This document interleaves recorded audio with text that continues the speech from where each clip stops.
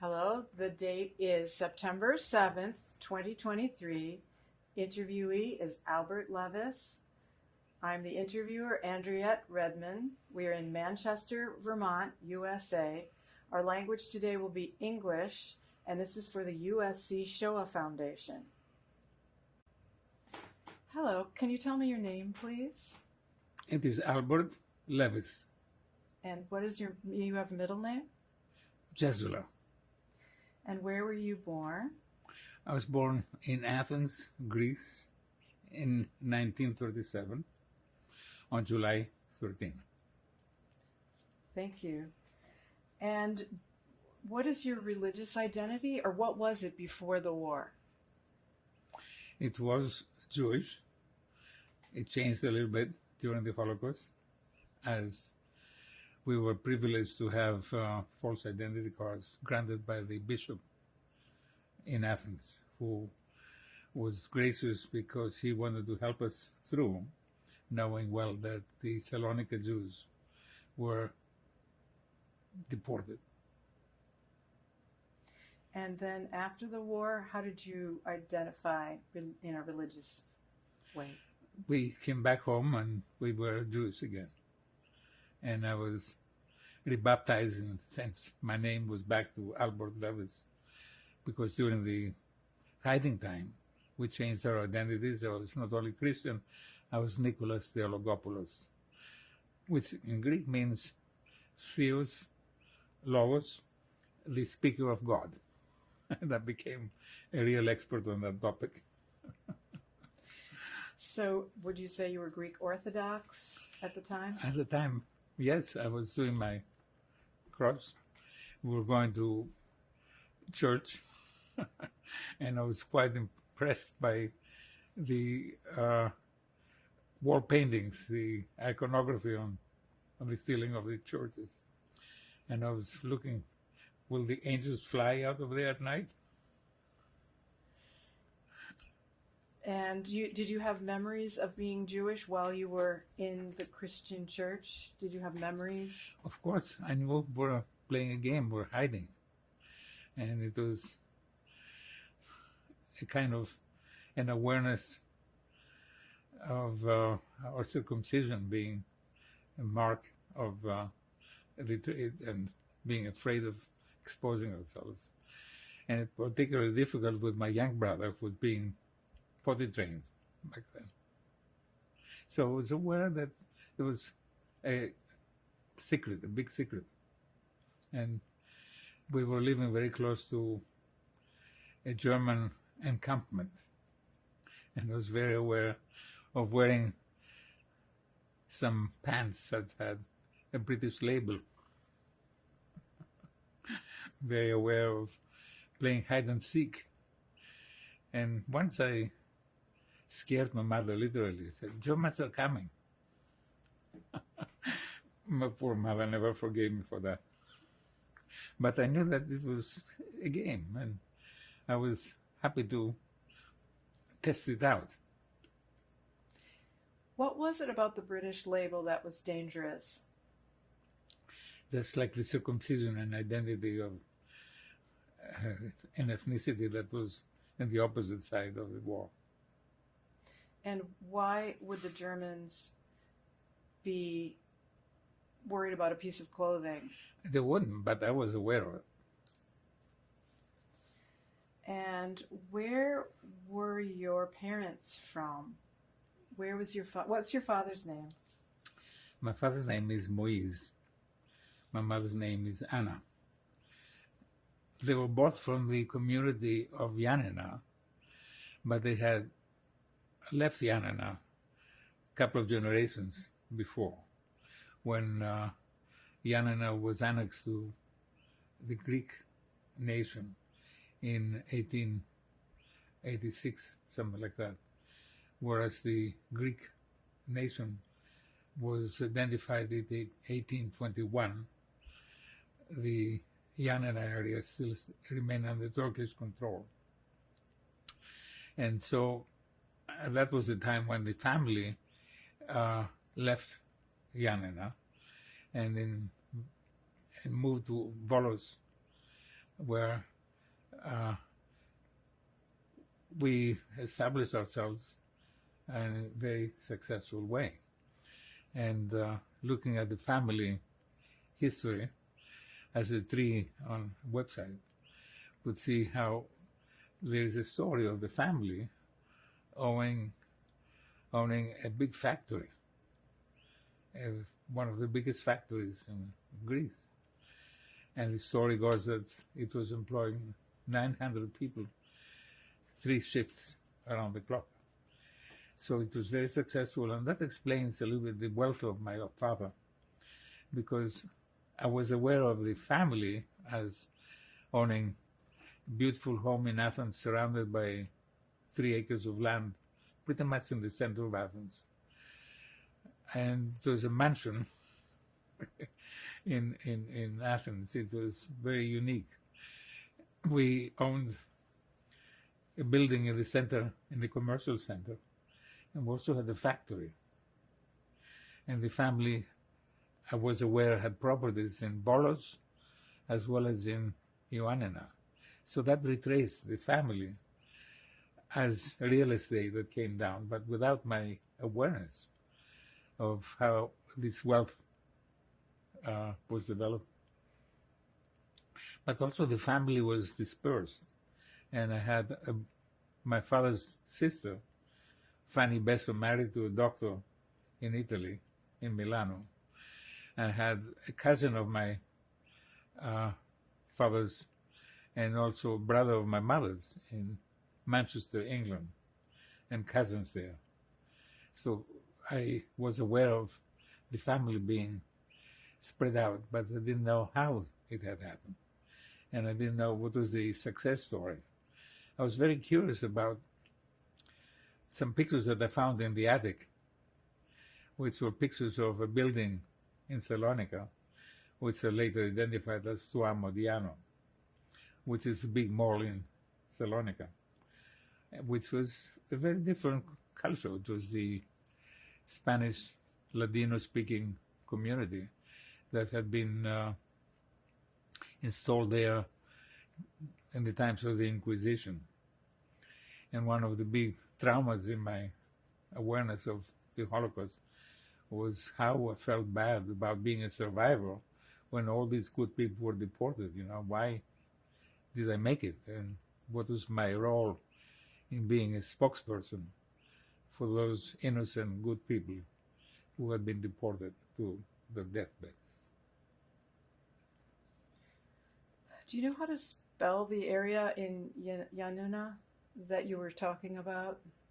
That area where your shop was, or the factory, or the building? The factory was in Volos. Ioannina was the home for the Romagnotis Jews, a community that has survived there for 2,000 years, a community that was identified with Rome because the original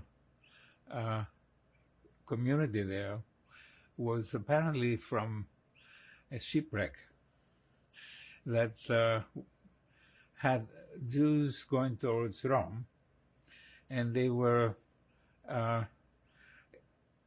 survived on the Greek shores. And so that is the story of that community that was pretty Greek in its own identity. And one of the characteristics of my family as a Jewish community is all we have straight noses. Nobody has a nose problem. And so the community was pretty Greek in its essence. And it didn't speak Spanish. Of course, over the years, there were people from the Italian community and the Salonika community that were kind of fused into the original Romagnotis community. And there was a beautiful girl I was in love with as a high school student, and the name was Amarillo, which was a Spanish name. And the two communities, how did they mix? That was the curiosity that I found in the attic of our house by seeing the pictures of that mall in Salonika. That was probably an investment of my own family. Do you remember the name of the mall? Stoa Modiano. How would you spell that? Stoa means a building that is a pass-through. Modiano is the last name of the family that was the principal builders. But that family must have been related to my family as business partners. And what was the name of the factory in Volos? It had the names of one family, Marzukos, and the Levis family. So it was a combination of the two families, both Jewish, that had this factory. And how do you spell Marzukos? Do you know? Or Marzukos. And what did they make in the factory? What did they do? Fabric, and also knitting clothes. They're very successful, and in the website of the family there's an image of that. So it was the first time that I recognized that. My father's family that moved to Athens, they had a factory, and as a kid that was a job that I worked on. And I worked, and the first money that I earned there, I bought Gone with the Wind, in translation. And what did the material look like? What kind of fabric was it? In Volos, it was fabric. In the Athenian location, it was threads, weaving the thread for the factory, for the fabric. And did they employ? And it was spindles, a lot of spindles. And the name of a spindle in Greek is roka. So the name of the factory was Roka. Spindle. And who worked there? Do you know? After the war, when I joined the workers, there were maybe 24 workers working there. Eventually, the family sold the factory, sold the houses in Volos. It wasn't houses; it was half a square in the middle of the town, and the house in Ioannina. So I knew that we had roots all over. And the only time I really explored the roots of the family was 3 years ago, when we spent time going through Greece with the whole family, my children, my grandchildren, and we traveled throughout Greece, from Crete to Salonika and Epirus, where it's Ioannina. It was fascinating because for the first time I realized that we had a real community, and we saw cemeteries, we saw monuments, we saw the buildings that belonged to the family. And wherever we went, there were Holocaust memorials. Like in Athens, the memorial is the broken Star of David. In Volos, there is a central monument in the town representing, in a different way, the Holocaust. And in Salonika, it is a huge marble installation within the community house, which has names on it. The cemetery in Salonika was converted into the campus for the local university. I don't know much about the story, what happened to the monuments there. Do you know if those communities were integrated with the Greek Orthodox at all? I mean, did people get along, or was there anti-Semitism that you were aware of in the past, before the war? Apparently, there was very little anti-Semitism. And there are two aspects that show the good relationship between Jews and Greeks. One was a clock on on the steeple of a church in the village where my father was born, which was given to the church by my grandfather.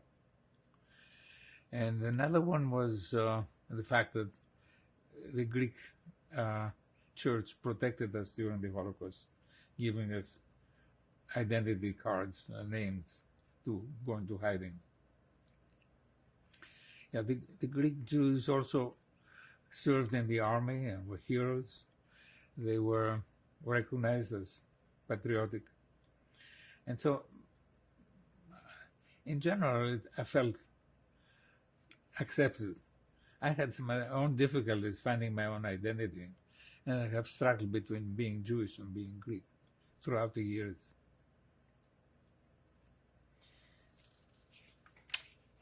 How about your mother? What was her story? Where did she start and where did she go to, and then where did she? My mother came from Manchester. She used as her first language English, and she was having some difficulty with her spelling Greek language. And that from correspondence was mostly in English. My mother and her family began in England, and then they immigrated back to Athens, some of them. And where did they come before that? They were in Manchester, England. I came from Epirus, so Yanina being that community of Romaniotis. That was very successful in Athens as well as in other countries. Do you know more about your family story on that side, like the ancestry, or the businesses, or what did they work at, or their lifestyle? I visited England when I was in high school and met my family in Manchester. And that was a brother of my mother's. And also there were cousins from my father's side. And so I enjoyed our English identity for summertime. And that is what I knew about the British part of the family. Then I was influenced by my father's sister, who was in Milano, married to a doctor, and who gave me the advice to go study medicine in Switzerland and also be a doctor.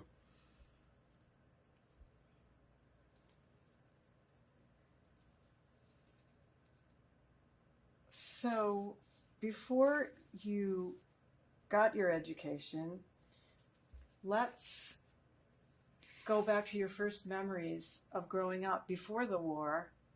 You were a boy. What was that like? What did it look like, smell like, the foods, the sounds? What do you remember? I have a set of pictures that present the family at a very early age. And it was interesting to see the relatives together, well-dressed, and the children between them. I had a great relationship with my father's family as well as my mother's family. And I have a picture of my grandfather holding me on his lap. His name was Jesula, and so was mine. And a little bit behind the chair where my grandfather was sitting was my older brother, looking a little bit abandoned. But he's the one who was a little bit of a bully while I was growing up. For those who've never been to Greece, to where you grew up, what did the streets look like where you lived, like before the war? Or what games did you play? Well, it was very nice that we lived in a beautiful big house, 3 floors, surrounded by gardens. And there was a long stretch of a pergola that was decorated with grapevines, and always grapes in the summertime. And the house had also pergolas attached to the house. And so I remember that. I remember there was a big cistern, like a swimming pool, for water for watering the gardens, and we used to go there swimming as well as playing with the dogs in the area. I had a dog that followed me to school every day, which was originally, after the war. And I remember when we came back from the war, from the Holocaust, there was another war, which was the communist uprising, civil war, where the British protected the nationalist identity of Greece rather than the communists. And we were caught in that war. We're right in the dividing line. And airplanes were coming down to bombard the high school that was, a few blocks behind. And I used to play with the shrapnel. And I used to enjoy being in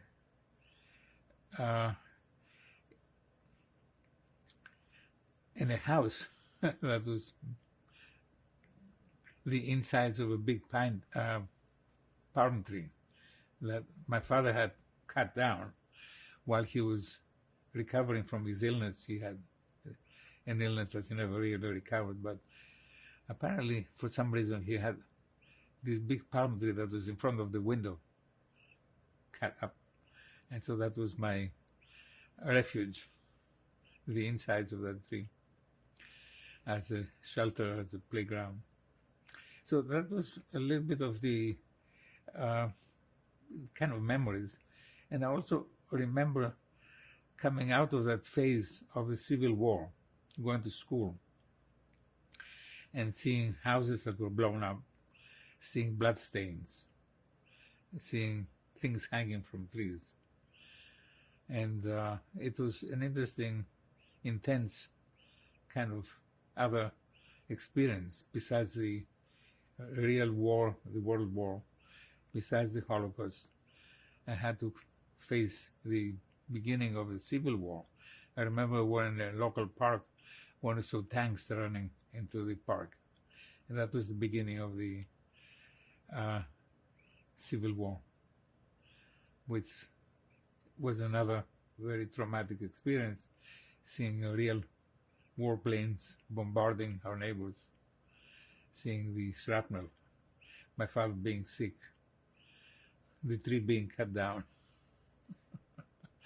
And so that was a time when, again, I was wondering, who is right in this world? Why was there so much destruction? And what were the ideologies, communist ideology? And when I was working in the factory, I felt a little bit like a communist. I felt close to the workers. And I was, wondering, what is social justice about? So life really changed for you. When you were very young, was it more idyllic? Was life more peaceful? What was it like? Was it pleasant, or do you have other memories? It was very pleasant, and I had a good relationship with my father. And while the Italian occupation was in Greece, I had friends who were Italian people who were happy to share bread with me. We had a bakery next door, and I was happy with them. And we had a Fiat, which is an Italian car, in the garage.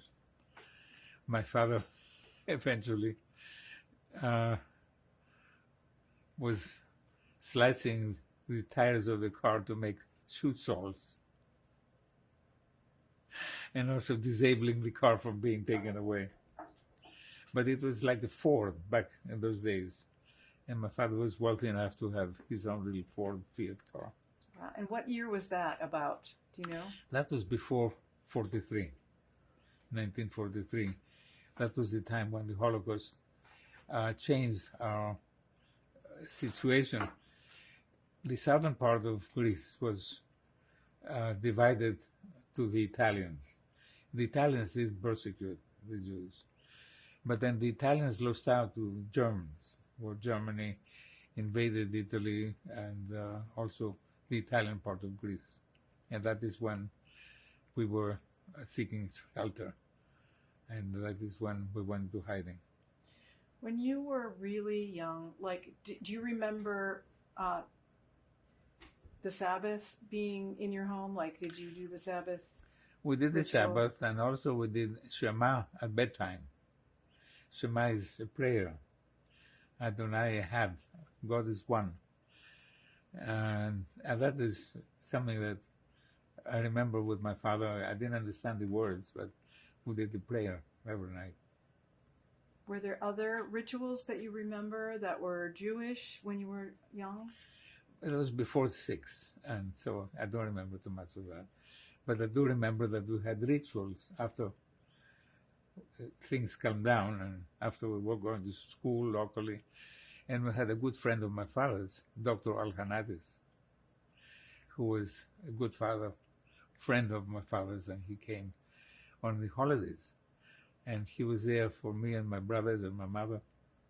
And I had a vision of him marrying my mother. But he was single, my mother stayed single. And that was a fantasy of regrouping my family. That never happened. And what kind of food did you eat when you were young? Do you remember what they served? I remember during the hiding times that we had sprouted peas. It to me looked like worms, eating a soup of worms. I remember that. And I wrote a paper about that experience when I was in high school. My first paper about my memories of my war years. But the key development in my mind was understanding what happened in the world, being always persecuted as Jews. And at high school, graduating from high school, I wrote a paper about the history of the diaspora. And I won a prize as the best essay of the graduating class. But it shows my interest in history, my awareness of the Jewish predicament, and identified as a pattern where the Jews were emancipated after being persecuted. They were given another chance to be creative and achieve prominence and influence. And a phase of success was followed by a phase of alienation, the community seeking a rationale to persecute them, and the fourth phase of persecutions.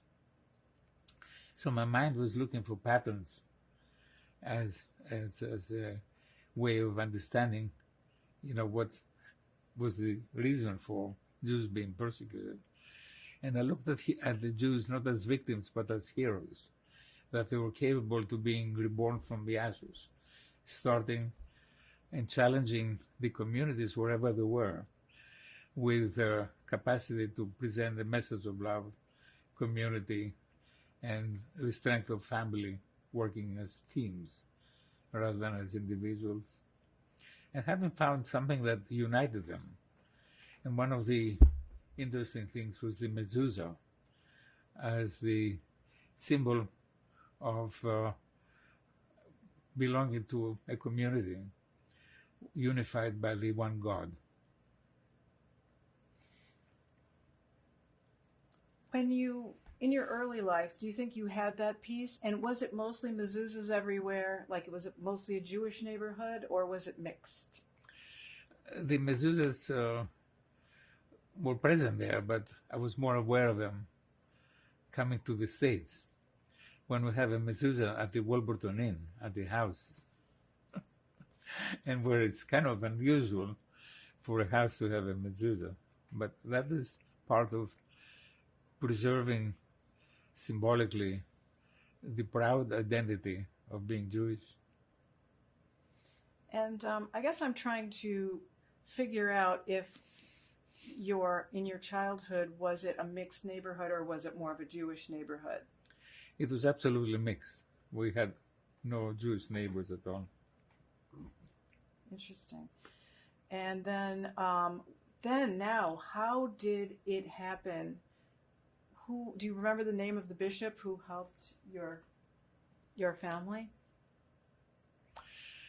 I unfortunately don't, but I'm very happy with having a lot of good Greek priests as friends.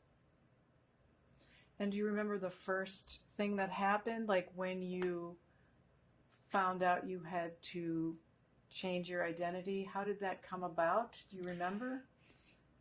It came pretty abruptly. My younger brother was born in 43, and we had a nice gathering at my house for the circumcision ritual.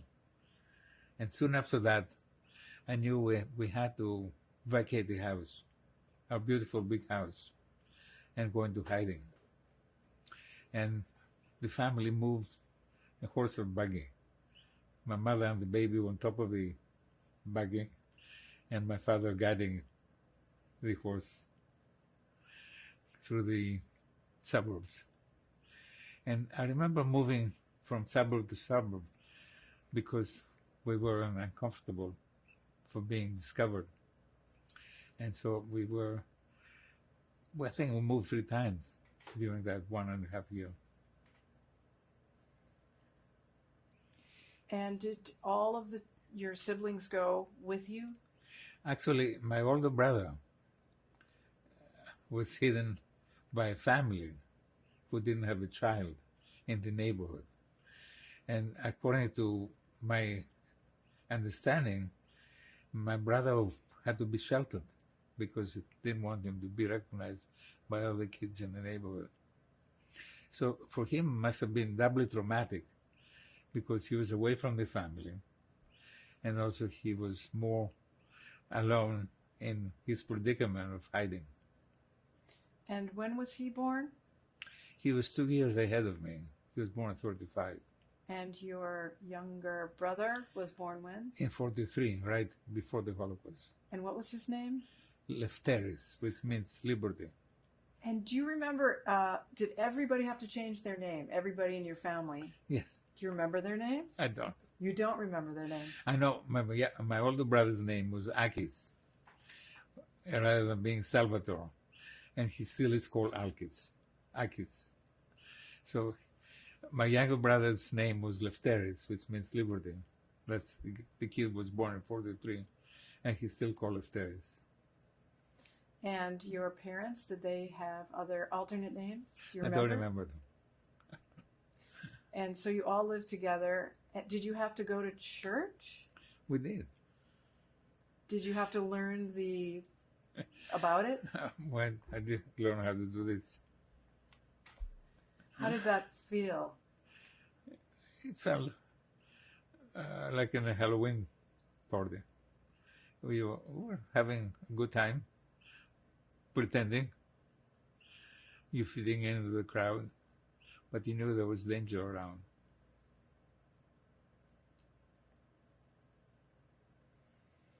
And what kind of education did you get then? My father taught me how to read and write. And he called me Spitha, which means sparkle, which was a flattering adjective because he figured out I was smart. And I had an interesting debate with him about putting accents. The Greek words had accents, like accent aigu in French. And what is interesting is that modern Greece has cancelled these accents. So I was a pioneer in redoing the Greek alphabet at the age of the 1st grade.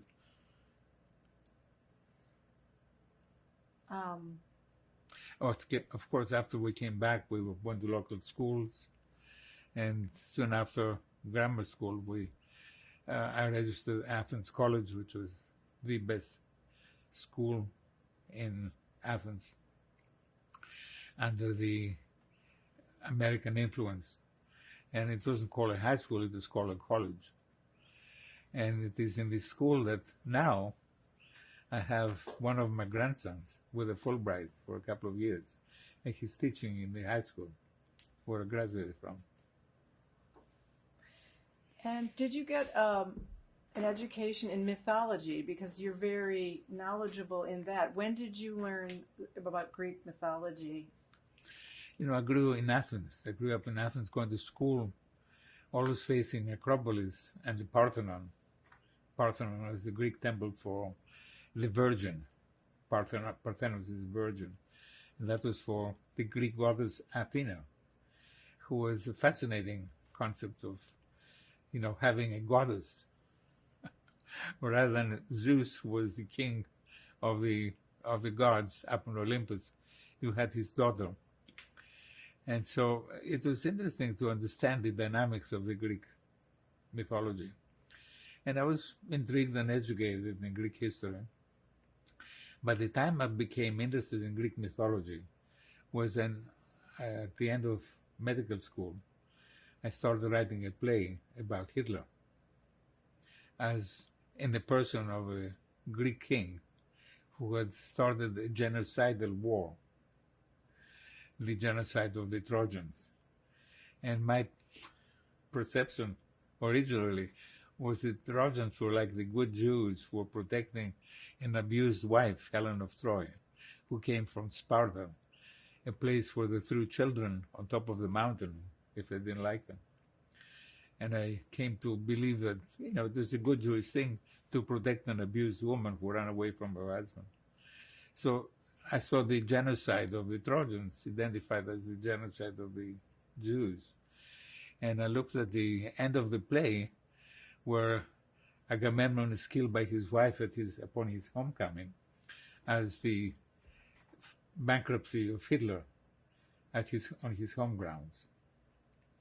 Of course, that gave me relief of, being able to explain why Hitler should fail in his home affairs. But at that point, I realized that the Greek family was more complicated. And it is the complexity of the Greek family that became the beginning of my study of understanding psychology as a science. And what I saw was a pattern that repeats in the Greek mythology. And I started studying Greek mythology and more in depth, finding things that were meaningful, connected. And I studied Aristotle and studied Plato and mythology and appreciated both the conflicts of the family, the dramatic family conflicts were very impressive, but also how Greece was able to resolve conflicts by developing rules and institutions that have been identified with Greece as a great culture. So the Greek conflicts in Mycenae, that's the Argos, that's the community of the Trojan War, that's the community of the murder of Agamemnon, and also a mother, Clytemnestra, by her children, have the biggest, nicest theater in the world, Epidaurus, where if you drop a penny on the floor, you can hear the echo of it throughout. It's fascinating for tourists because they're experiencing the magic of the acoustics of that theater. And so the resolution of the Greek conflicts led to beautiful resolutions like theater. On the other side of Peloponnesus is the Olympic Games, where you have rules for competition. And that was also a concept of peace, because during the Olympic Games, warriors stopped fighting, just competing, finding rules which inspired competition throughout centuries. And also civilization by philosophers in Athens, by Aristotle, who was a scientist, and also principles of democracy, developing out of the Greek conflicts. So Greece is still a dramatic area, very different from the Jewish culture. Greece is still hung up on riddles of the Sphinx, which also inspired Freud to think of psychology as the lack of conflict resolution in the father-son relationship, in the child being so attached to the mother that he's going to kill the father. And my interpretation of that is what brought me to a different understanding of psychology. But Greece's culture, very different from the Judaic culture, is about challenging the gods like Prometheus stealing the fire from the gods to take care of the people, and suffering in the process, like Prometheus being punished by Zeus, but freeing himself from that by being useful to Zeus, being able to predict, being able to help Zeus, and Zeus being grateful to Prometheus and giving him a wife, Pandora, a woman with a strange box, and understanding that box as the different ways of our attitude affecting who is coming out of the womb. And my analysis of that is respecting Atlas, that's holding up the answer to the riddles of the world as scientific principles, as energy transformation, the magic that comes from our hearts rather than from the gods, and stealing the power of religion by understanding psychology as a science of conflict resolution, and making religions discoveries of science, different ways of improving the family without ever reaching a consensus on it. And so my understanding of the conflict resolution as a science reconciles and respects religions and integrates them as moral monopolies into the moral science. And that is a very important development as a kid of the Holocaust, who is concerned about history, about the repetition of atrocities and Holocaust in the history of the Jews, but also in the world history, where people have wars based on ideologies or on religions. And over the years, seeing the world repeating these conflicts has been my challenge of having an intervention, a message that can be useful to resolve current problems. And writing letters to Gorbachev, telling him resolving the conflict of communism is not a definitive answer for the moral message to the Soviets, that it would be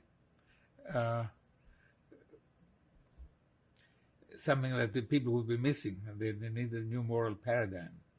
And I tried to explain to him moral science, sending him a pendulum as a way of telling him about the reality of physics as the new moral paradigm. And I warned him that people would fall into the default paradigms of religion and nationalism before Putin starts putting nationalism ahead of love. And I sent a letter to Wolfowitz before the Gulf War saying the answer is not invading Islam, but trying to understand it. And writing a blog educating Trump, telling him he has a capacity of being a challenger for Islam, but it's Islam as a religion rather than Islam as enemies. And the challenge is also understanding all religions besides Islam. And so that is a blog that I wrote in 2016. And I'm happy to see the evolution of Trump as the Superman who is transgressing, who is testing the limits of what is democracy, psychologically violating the norms and getting punished. And I think people have to learn from the ordeal that Trump is going through currently, to learn about psychology of power management and understanding religions as well as personalities having pathology. It is the pathology of the prophets as well as the pathology of leaders that creates trouble in the world. It is people like Hitler, Putin, Trump that are aggressive and paranoid and do not know what is good for the globe. And in spite of our globe being destroyed with the pollution of the atmosphere, bombarding each other and creating all of these disastrous fires on top of the oil depots. And we're trying to clean the air, they're destroying the air. And I think they're aggravating our climate disaster. So you've written books about these things. Have you? 7? Yeah, several. 7 volumes, yeah. Yes. And every time yeah. I completed the book about the building. And when I finished my major thesis, the conflict analysis, the formal theory about this beautiful inn, and I incorporated as art to science. As the motivation for buying the inn was to develop a learning center. And this on the grounds of this Wilburton that I developed the Museum of the Creative Process, trying to educate people to understand art as having a scientific backbone, conflict resolution, and becoming comfortable understanding art as a scientific phenomenon, as a conflict resolution phenomenon that abides by formulas of energy transformation, and being able to establish that the unconscious is creating conflict resolution as a mechanism, as the software of the mind, and being able to demonstrate that with the art exhibits, and being able to develop a paradigm shift from believing in stories to see what is universal in all stories as the secret to understanding both ourselves, our leaders, and our gods, and being able to make religions accountable to laws of science, and making people, transgressive people, accountable to science. So I completed that, and every time I had a new book, and I had several books about another building. The original play was Buying Earth, Sky, Time, which is the Earth, Sky, Time are the heroes of the Greek mythology. And that is where I composed the play, and also the workbook, and also the textbook of conflict analysis. My last book is called The Moral Science Primer, finally reconciling psychology and science and morality, art and science. And at that point, I bought the airport with a big hangar, and I call it the Creative Process Runway. And my vision is that this is going to be the endowment of the museum, the endowment of my ideas, that will survive me independently of what happens to the Wilburton Inn.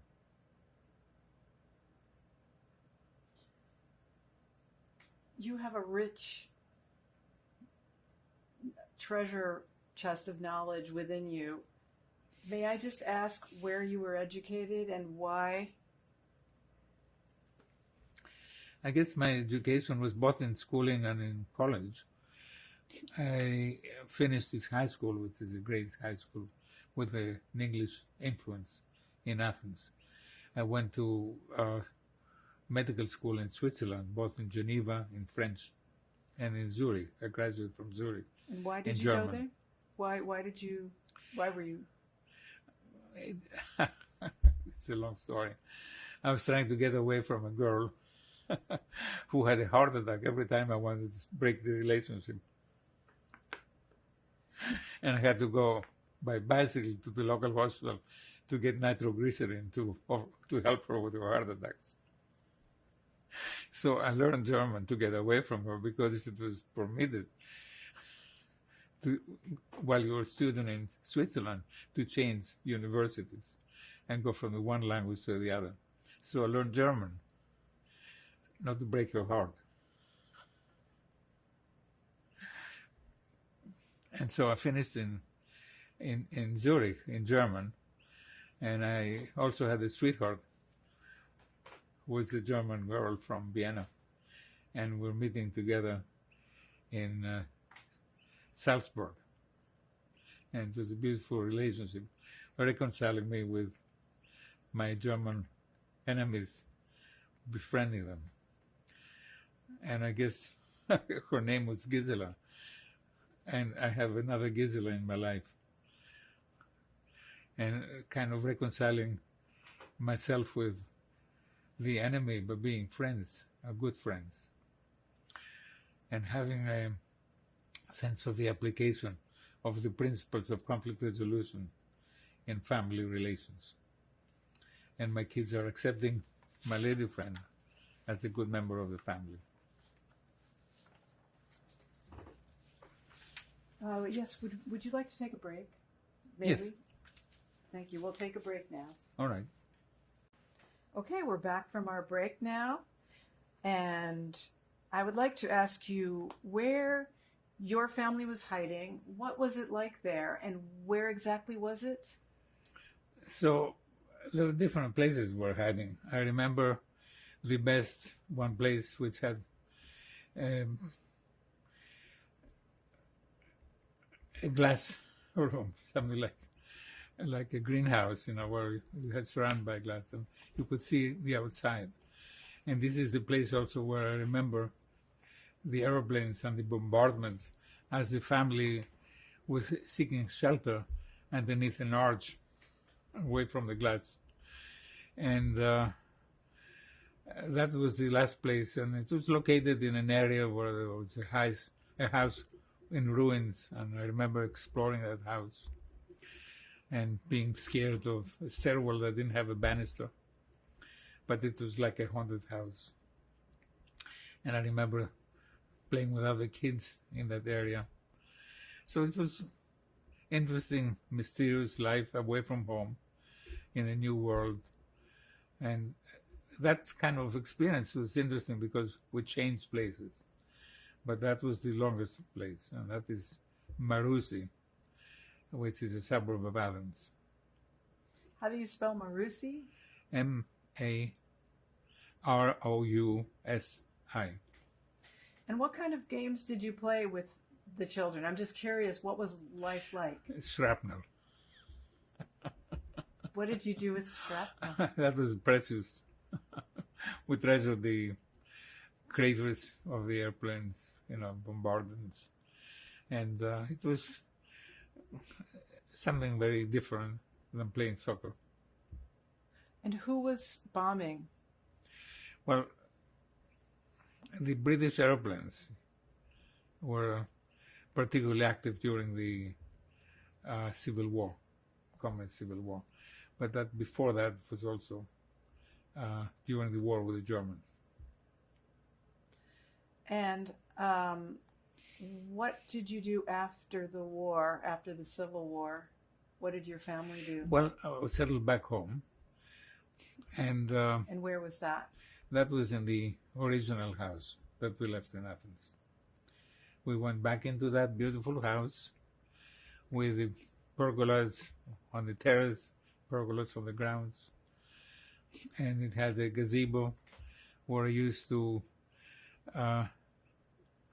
exercise, pulling myself up on the bars of the gazebo. It had a beautiful marble table in the middle of the gazebo. It was an exceptionally beautiful house with grounds that eventually were built as apartment houses. But I grew up with that being our backyard.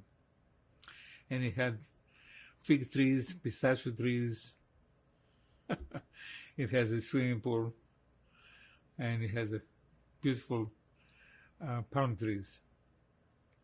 So it was an oasis of sorts in the middle of Athens. And that is where I grew up. And maybe having the permission of moving over to nice real estate like the Wilburton Inn. And what was your father working at before the wars were over and then after?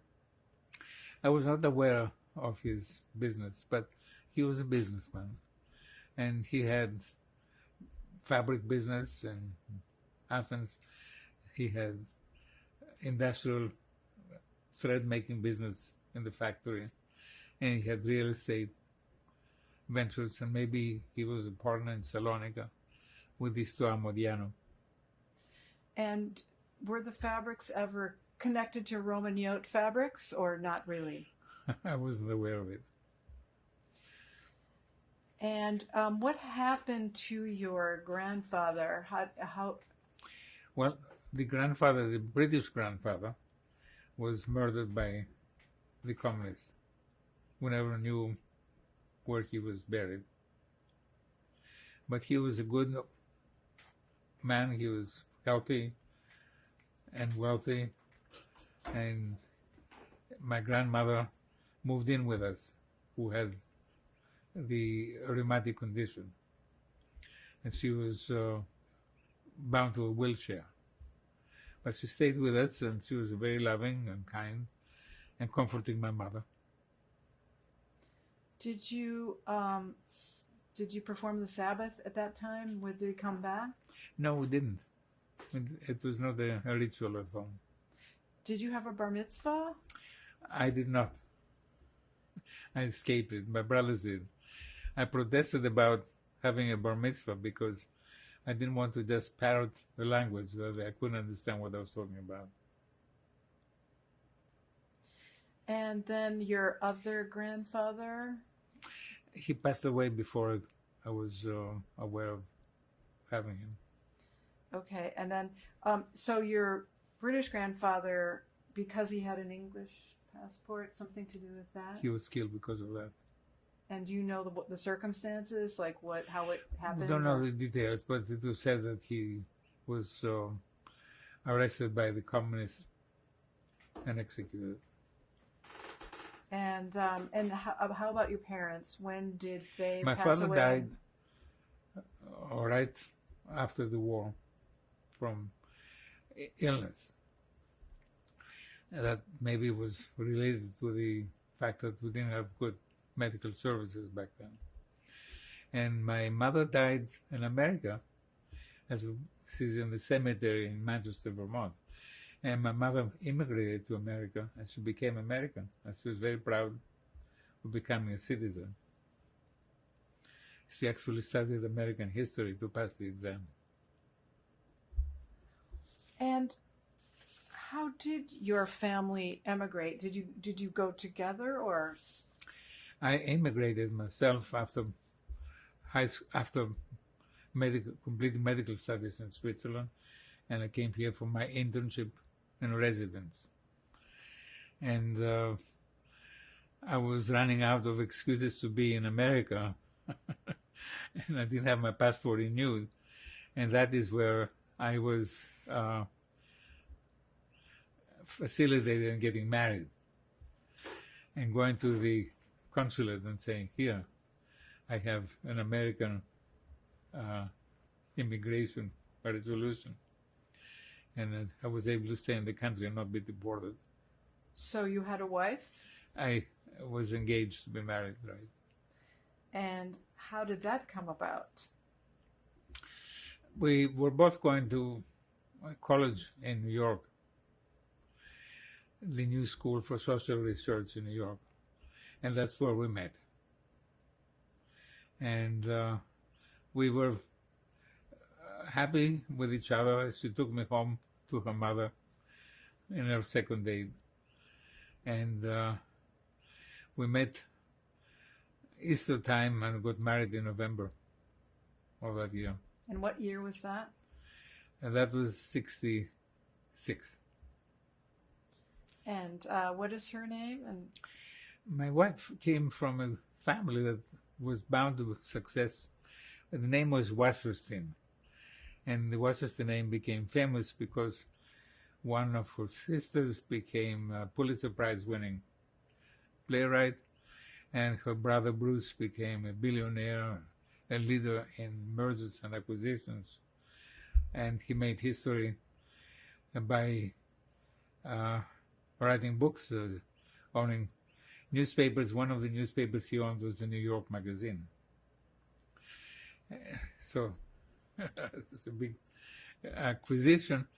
And he also, his company was bought by Deutsche Bank for $1 billion. And subsequently to that, he was a member of the Lazare Frère, a French bank, Jewish bank, which he took in public, and made a lot of money, and he was able to afford having 4 wives and 8 children. And your wife's sister, the writer, what was her story? Wendy Wasserstein was a playwright who studied at Yale, and she was very successful, and her plays were presented on Broadway at the Lincoln Center, and she had a great feminist identity. So we're very proud of her, but she was also caught up in her own psychological feminist dynamics. She never got married, and she had a child, and we never knew who was the father. And she had difficulties with her own health and passed away very young. And what was your wife like? My wife was identified by her father as gorgeous. So she was very beautiful, kind, low-key, and funny. And she was happy to be a mother who wanted to have 13 children. I allowed her to have only 4. And she was a great mother to the kids, and they all felt loved and creative. And we worked together, and we had a new Jewish identity. We're not religious, but our kids had their bat mitzvahs, which were respecting the tradition, but it was like minstrel shows. The kids learned songs and dance. One of the bat mitzvahs was about Jewish history. The second one was more about Greek tradition. But both kids were enjoying being entertainers, and their bar mitzvahs got them into being creative, singing and dancing, rather than being religious. It's a different story with my 2 boys, who were in the traditional bar mitzvahs, and who were very inspired by their spiritual experiences. And so they became religious, and they're still religious. And Max went to divinity school at Harvard after he went to PhD education, became a psychologist. But in his heart, I think the Bible is more important than Freud in the formal theory, although he helped me to do the psychological assessment as delivered online. And your other son does what? The other son, his name is Oliver, and he's fantastic in his own creativity. And he's a good family man who has 4 children, and he and his wife work together as educators, and they have many student farmers, and they're operating a bakery, farm. They're creating different kinds of vegetable concoctions like hummus and pesto and veggie burgers. And he has tremendous amount of following of people who come to him also for music. And they have summer concerts every other week with bands that are very talented, and they get everybody to dance on the grounds. So that is an interesting combination of tradition, because the family celebrates their Sabbath nights every Friday with challah bread and candles and wine. And on Sundays, we have community musical parties. So the family is together, and all of us have our share of supporting different interests. Like Max is teaching at Amherst, at Dartmouth, as well as Bennington College, and he's working full-time for the VA, and he has a grant for $1 million to improve on the research on suicidality and utilizing the assessment instrument as emotional education. And your girls, what are their names and what did they do exactly? Melissa is the younger one, and she's a wonderful creative person who has a gift with songwriting and choreography. And she has always had an interest in my work. So she graduated from good schools and wrote a play, Eureka, about my story from Brown University. And then she went to music school. And Tali graduated from law school, Columbia Law School. And she's interested in theater, and she writes plays and murder mysteries. And she's now more busy, active, running the events at the Wilburton Inn. And when did you and Georgette leave New York City, and why, and how did you end up here? We left New York City to go to my residency at Yale. And so we had a home in New Haven. And from there, we discovered a second home in Manchester, Vermont. And what did you do at Yale? That is where I went for my residence, and as a psychiatrist, then I started a private practice in the New Haven area, which is called Center for the Study of Normative Behavior. Normative being what is acceptable behavior. And it's really about understanding the nature of sociology, of norms, being so different and being so determining the nature of conflict you're experiencing. So there's my way of understanding both psychology and sociology. And how did you come to the Wilburton Inn? How did that happen? Well, first I came to Manchester with Earth Sky Time. That is the first attempt to develop a training center in Manchester, buying a beautiful big house with a lot of land around it. This is the place now that is farmed. And Earth Sky Time were the figures of the Greek mythology that impressed me as a pattern that repeats, seeing periodicity in behavior. And that is where I wrote the play. The formal theory textbook. And when I completed that, I bought the Wilburton.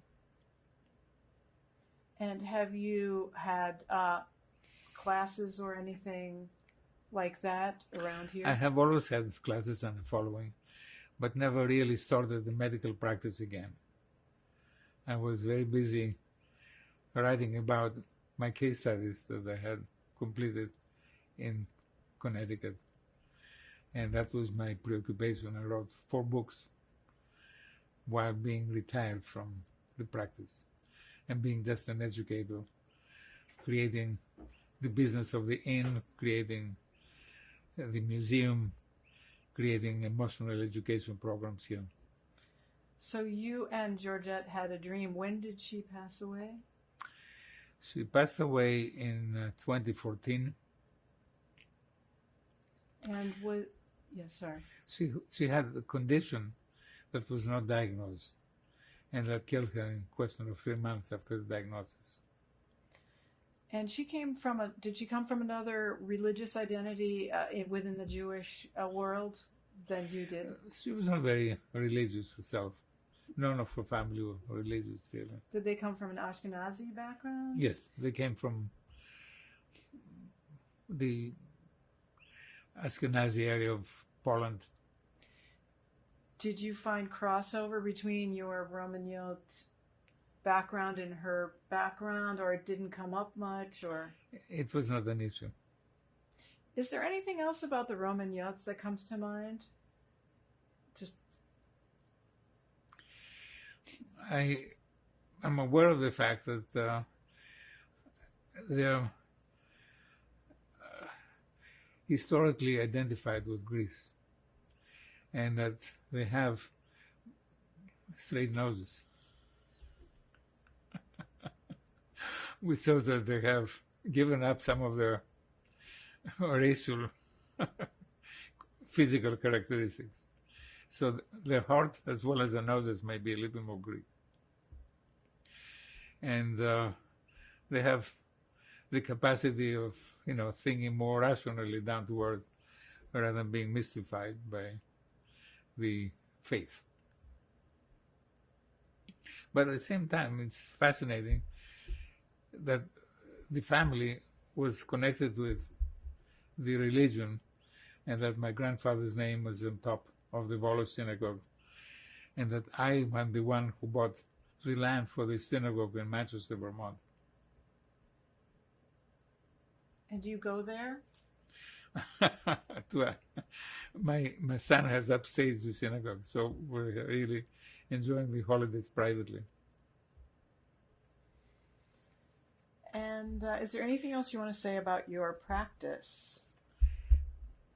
Well, one of the interesting things about my practice as an innkeeper is that we held here the Kol Nidre dinners over the many years, inviting the Jewish community to have dinner at our place free of charge, and celebrating the Jewish community in a hospitality way that is remarkably Greek. And do you have any theories about or observations about the Jewish community here? It is a great community. It's fascinating how the Jewish community has emerged in leadership of the town in many different ways. They changed the character of the town from a sleepy New England town into a place with outlets. And so Ben Halbin, a Holocaust survivor, changed the architectural layout of the center of the town. Beautiful Madison Avenue type of boutiques. It created the change of the looks of the town. And another family built also, another Jewish family, built more outlets. Then Rudiakovs brought music to the town. And so the town has a tradition in the arts. There is a doctor by the name Joshua Sherman, and whose wife and he bought the media of the community, 4 journals, as well as the Free Flyer. Then there is Applejack, Appleman, who is licensing artist and who donated the money for the local community playgrounds.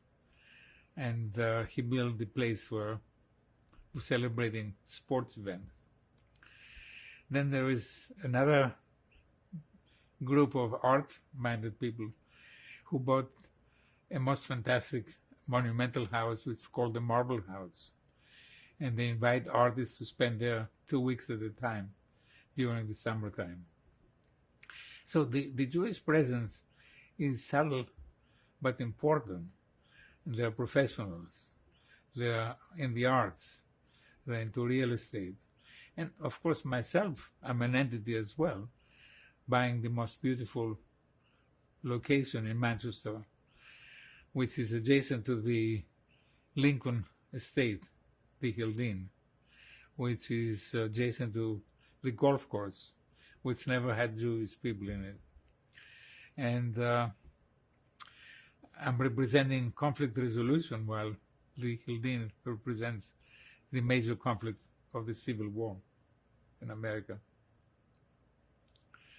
The contrast also is kind of in parallel because currently the Hildene is a museum, it is a farm, it's a wedding center, and we are a museum, a farm, and a wedding place, but also a hospitality place because we have several buildings where people can stay. And the inn is a cultural wedding center, cultural destination, where I feel that the ritual of marriage has to be much broader rather than just a religious ceremony. And I like to share with my guests the story of the history of love as a sculptural guided tour. retracing the history of religions improving the family and the challenges of having a family.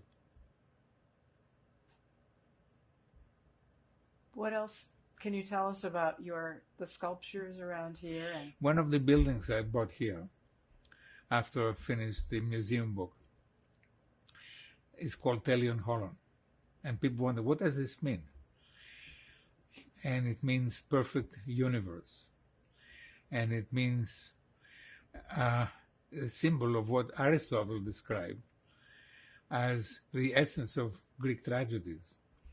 Greek tragedies being perfect universes of an emotional process. Perfect universe is the transformation that happens in the creative process from conflict to resolution. And Aristotle identified that. A play begins with hubris, arrogance, and ends with justice, dike, and experienced as catharsis, cleansing. And what is catharsis is what I have defined as what does the unconscious do, as having a relief of conflict resolution. It's an attitude change. But now it is based on formulas rather than ascribing that to God. And so Aristotle and I have an interest in the perfect universe of ideas.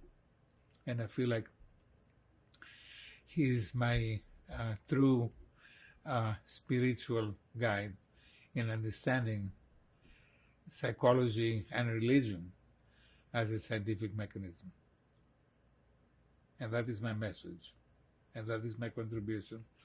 And that is my identity as somebody who is celebrating Judaism as having a great paradigm, but now it's more irrational, based on understanding the creative process as reflecting the divine in our hearts that we have to learn about. And that is where this is a healing message from a Holocaust survivor. Because the problems of conflicts of the Holocaust is a universal problem for the Jewish history, it's world history. And this is the basis of all the conflicts in the world, not being able to understand responsibility of the humans deferring to the divine as ill-defined divine, and not understanding either the humans or the divines. But with the help of my Holocaust story, I believe we have a new moral paradigm. And I call the new religion the science of conflict resolution, and reducing the metaphysics as well as the biology by understanding emotions as energy transformation. And love is the essence of defining the human. Thank you. thank you. So what can you tell us about this photo? This is a remarkable moment when my grandfather, Jesula, was visiting us at the house where we live. And here he's sitting comfortably in front of the piano. It's a Bass-stand piano, grand piano, in our home in Athens. And I am Jesula, Albert Jesula, have his name. And you can see what a nice gentleman he is. He's British and Greek. His British passport is what killed him, because he was visiting 4 years later when I was 7 years old, 6, 7 years old. And that is when he was caught by the communists and considered dangerous because he had a British passport. In the back of the chair is my older brother, 2 years older, whose name is Akis now. Salvatore was the original Jewish name. And he doesn't look so happy.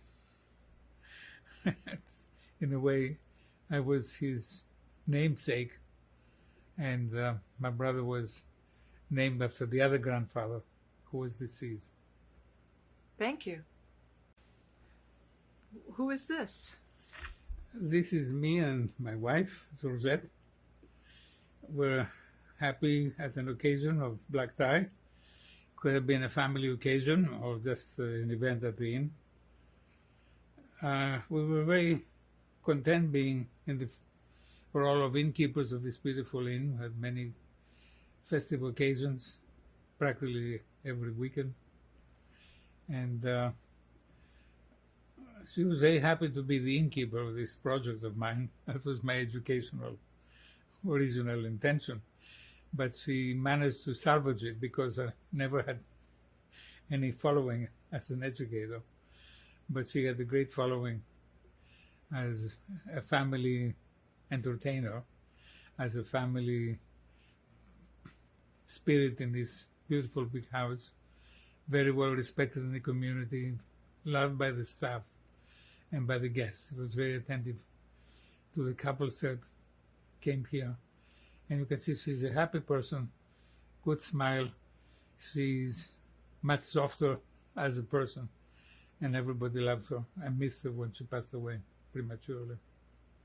Thank you. And who is this? This is Rosette, as a young woman, I think before even we got married. And you can see how beautiful and innocent she is. And her kindness will genetically continue to my children. And I give her credit for being a good Jewish wife and a good partner throughout the years. Been married practically 50 years. And she's the one who came with her innocence and insecurity to find her identity in this community, growing comfortable over the years. And she was a most loving mother and innkeeper to our guests and to our staff. Thank you. And who is this? This is our daughter Tylee. I call her Thalia in Greek. And you can see how she has inherited her mother's looks and kindness. And we have had her as the oldest child and the big sister. And she was always easygoing and loving, caring. She was very smart and found her way becoming a lawyer, but in her heart she was a dramatic person, and she chose to be an entertainer and playwright. And we have her continuation on that kind of capacity of her mother, writing murder mysteries with a smile, tongue-in-cheek, smart, and non-threatening, unlike Melissa, the younger daughter, who is a pretty powerful person. And I think she's unfortunate to have inherited my personality as the dominant, bossy person.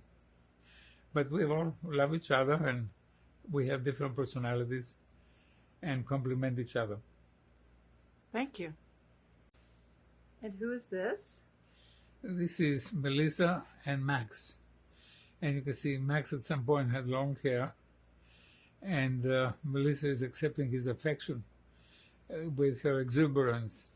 So Max is like Tylee, my oldest daughter, a very easygoing, low-key, modest, unassuming person who is brilliant, and he's the psychiatrist in the family.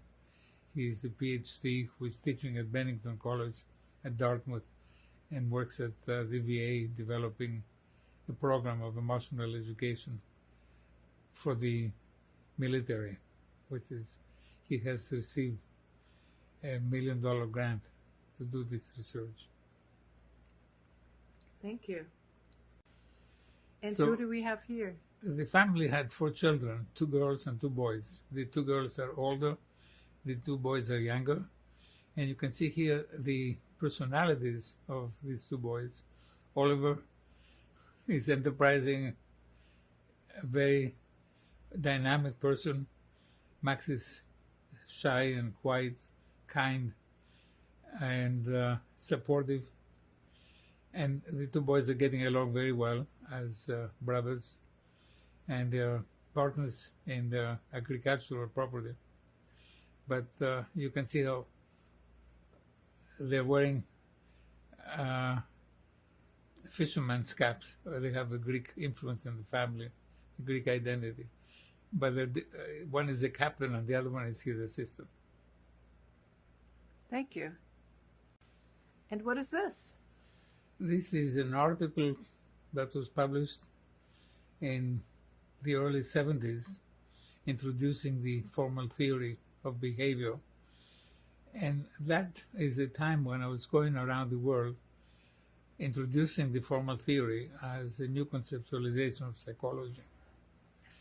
And this was a reprint of the article and introduced by a number of scholars.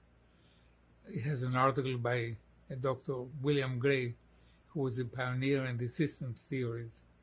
And he loved my work, he loved my theory, and we're going around the world with heads of psychology, psychiatry, introducing the concept of making behavior into science. So this was the first publication, and the time when psychology was still into psychodynamic and systems concepts, and people loved the introduction of the scientific, systemic way of understanding behavior. Thank you. And what is this? So many years after the contributions article, which was in 76, this is a book published in 87, 88, and that is the book that presented the formal theory as a textbook with validations, with understanding, conceptualization, and it is illustrated by paintings of an artist at Gorski, Henry Gorski, that helped to introduce the abstractions of the formal theory with imagery. And what you're seeing is the formal alternatives in the symbolic system of the mouth. And these are the abstractions made concrete by the imagery. So you have here in the cover of this book, you have a mouth, symbolic system, and these are not only artistic statements, but they're illustrating science. And you have the new way, the scientific way of looking at art as emotions, and the emotions are in formal relationship to each other. So what you're seeing here is the mouth oppressed, the mouth screaming, the mouth kissing, and this is the God's mouth kissing Adam underneath, below. And then it's the mouth of the artist in the center of a crucifix with an eye and a tear of blood coming down the canvas.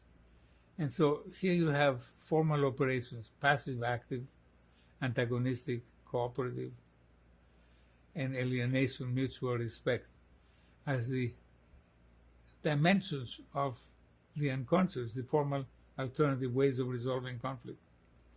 Passive and antagonistic in the fact that you have no mouth and the fingerprint is on top of the face.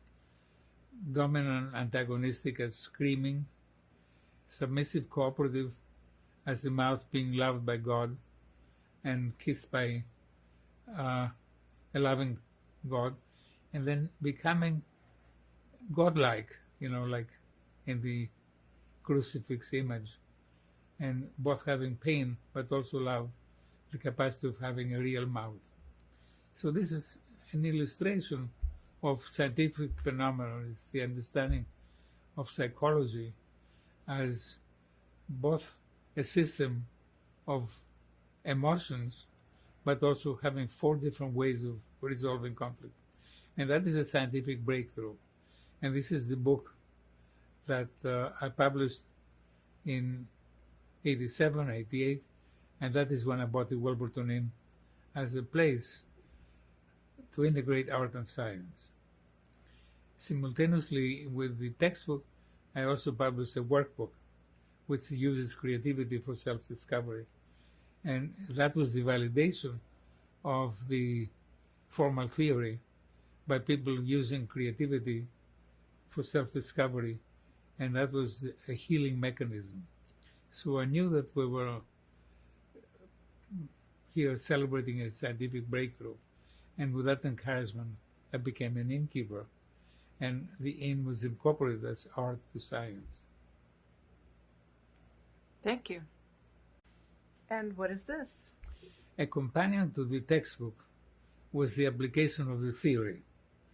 If you can understand the unconscious as a scientific phenomenon, then you understand the use of creativity for scientific analysis of the person.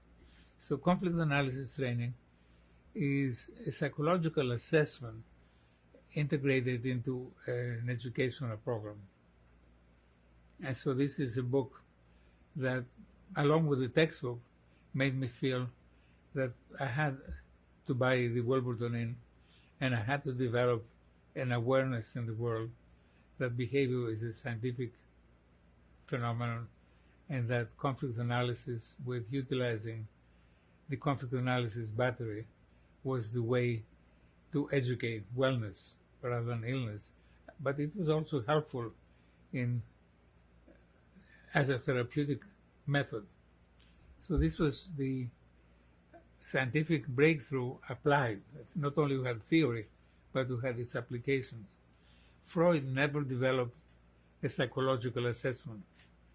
But unlike Freud, who developed the therapeutic approach of free associations on the couch, I had a manual here where you had associations organized along a number of metaphors to reconstruct the syndrome of 6 emotions that was creating instantly insight and emotional experience, catharsis, the understanding of yourself as resolving conflict by creating art and analyzing the art.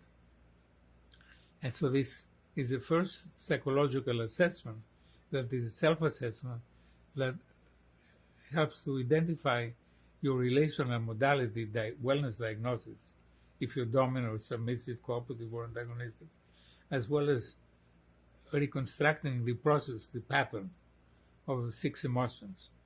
And this is something that eventually I represented with murals of 6 role states, presenting the pictures of the emotions. So unlike Gorski, who had paintings where you could see emotions, we created art that you could identify your emotions and have an emotional experience that is therapeutic as well as diagnostic. Thank you. And what is this? So this is a book with the art exhibits on the grounds of the Wilburton Inn, which is incorporated as the Museum of the Creative Process. And here you see the analysis of Gorski's paintings, not as the way the formal operations identify relational modalities, but you're seeing the processing of emotions in a phase of his artwork, where the mouth surfaced as creating conflict and as leading to a conflict resolution, which is, again, a repetition of discovery of conflict resolution identified with religion, and kind of looking at this as a validation that religion is a psychological phenomenon. So here you have a series of his paintings, starting with the mouth breaking through the gag, becoming passionate from stress to response, and anxiety as the fear of kissing, the girl being forbidden anxiety, and then defense is the operation of activity. And here you see a painting which he calls the rape of the rose, the engagement of love that is forbidden. And a reversal is the nowhere to hide, a painting which shows a sense of remorse and regret, and a resolution, a compromise with the two images of crucifixion, and one presenting the artist, his eye and his mouth centered on the cross and halos. And the idea is that the conflict of kissing becomes a conflict that is resolved with a punishment and kind of an identity of remorse being resolved with a sense of developing a compromised attitude in his life. If you're a married man, you don't kiss, you don't desire kissing. And so he discovers being a good Christian as a person who is willing to be crucified, punished, and accepting moderation in his behavior. We paused, and now we're picking up again. So the imagery that I have chosen to put on the book here is the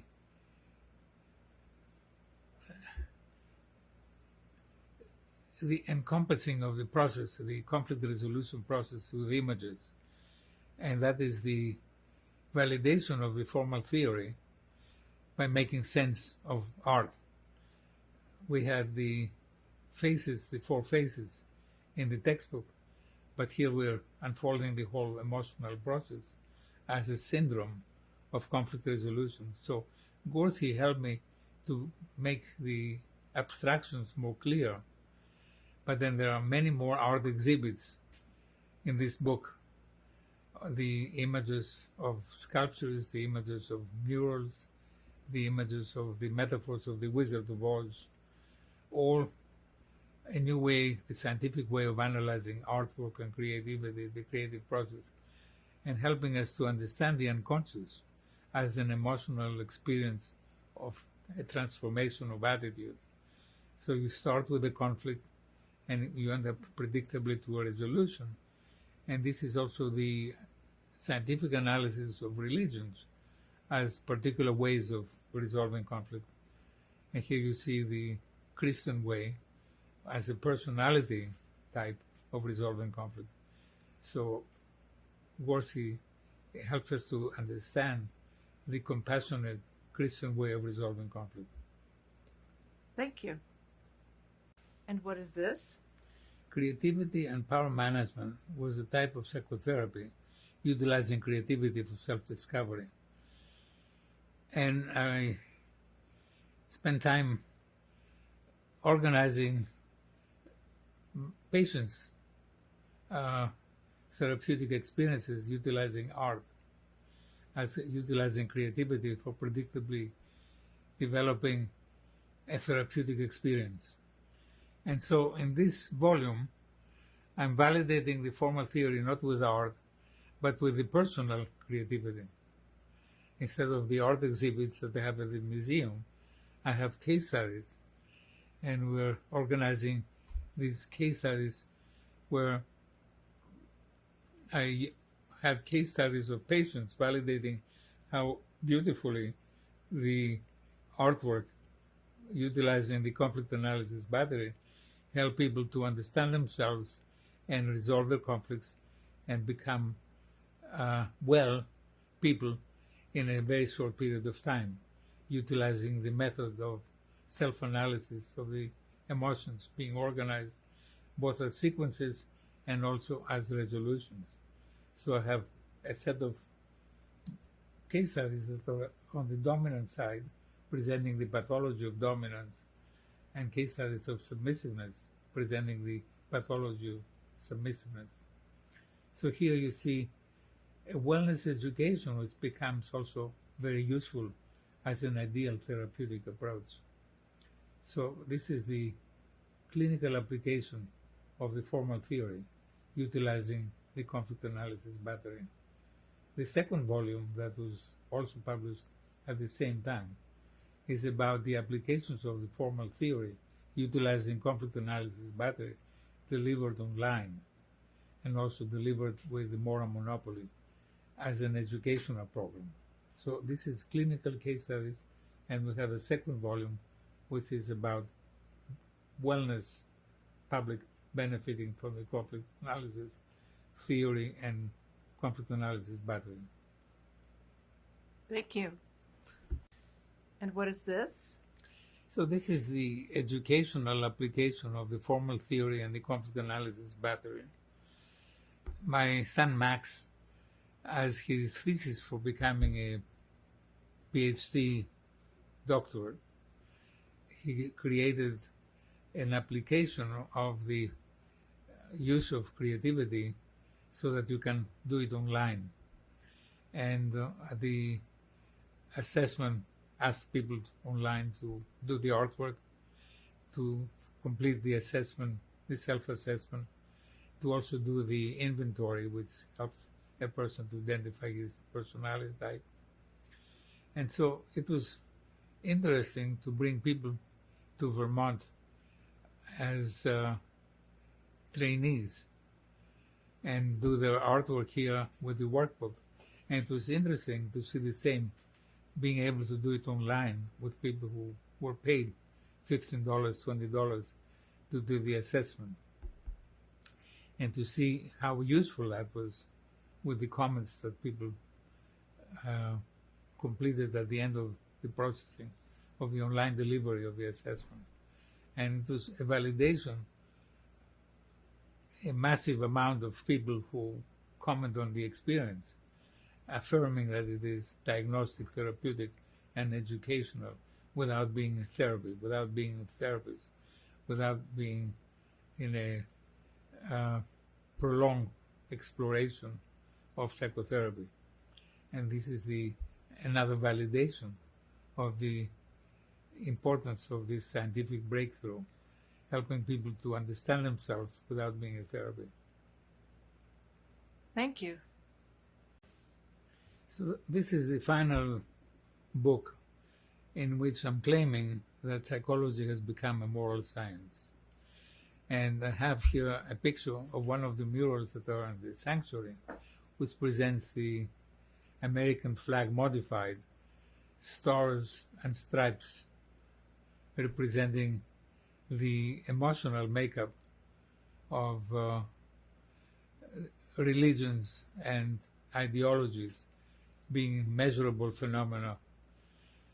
In the star section, we're presenting the religions and the ideologies having measurable dimensions in terms of power or powerlessness, in terms of cooperation or antagonism.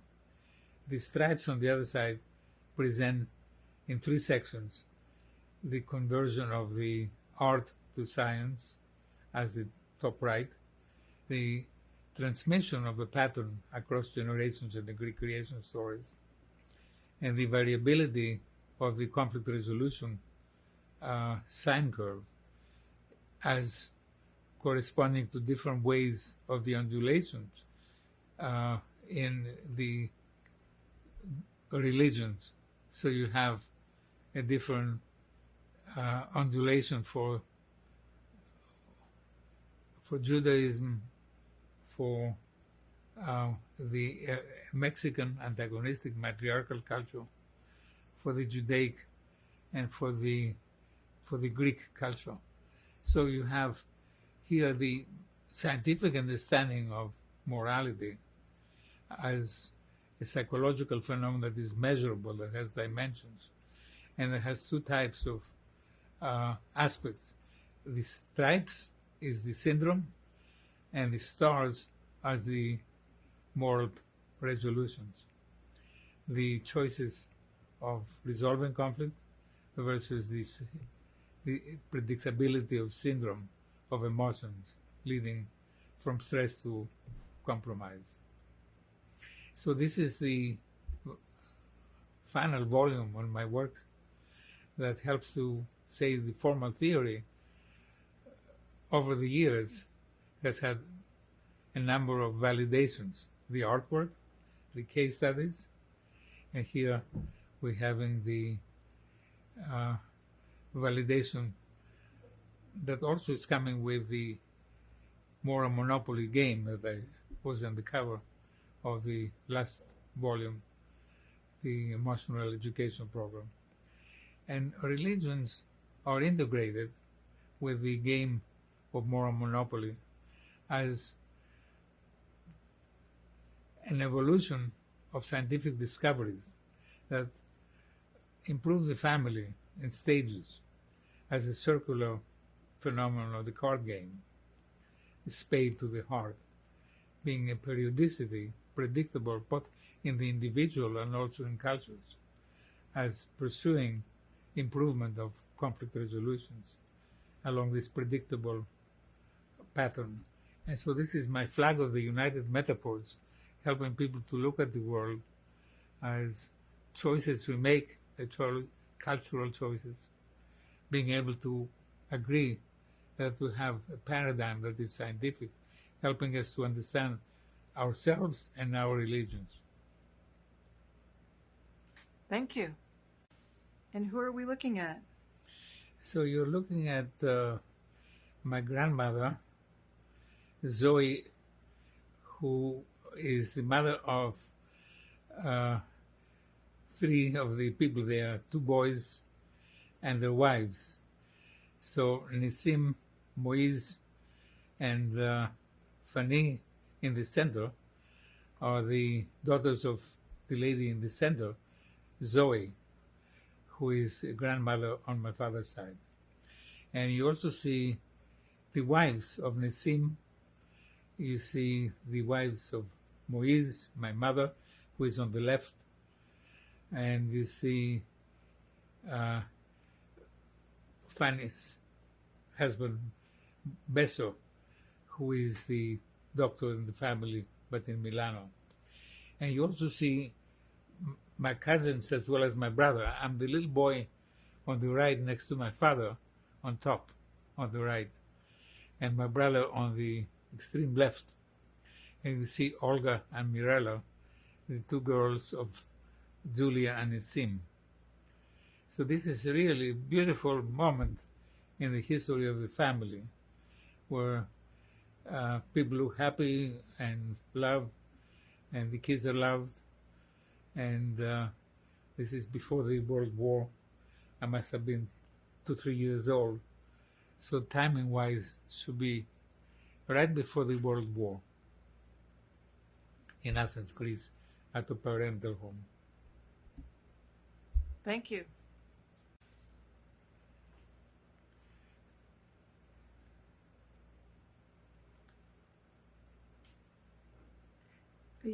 What are we seeing here? This is an interesting picture of myself, my brother, and my mother. This is beautiful to see the happiness of that original family right before the war. And I'm a cute little boy on the left. I'm sorry, on the right of the picture as you look at it. And my brother on the right, my mother. I'm on the left of my mother. So he's 2 years ahead of me. He looks like he could be 5 and I'm 3. Thank you. And what is this? This is Yanina. This is beautiful craftsmanship from the original location of the Romagnoli sculpture and family. And this is incredibly beautiful art that shows the elegance and the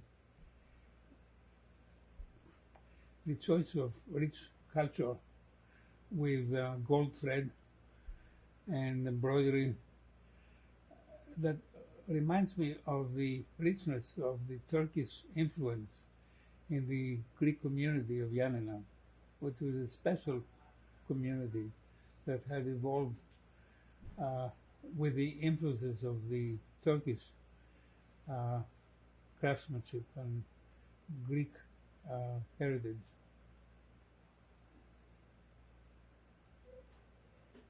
Thank you. And who are they? Well, this is a picture from the book of Sisters, which was a successful publication. And it captures the three sisters, Wendy Wasserstein, the playwright, my wife, Georgette Wasserstein, and Sandra, the oldest sister, who also emerged as a prominent business executive at the top echelon of a New York bank. And so this is capturing the three sisters, loving, happy, and at a very successful moment in their careers. Wendy was the Pulitzer Prize winner of theatrical writing.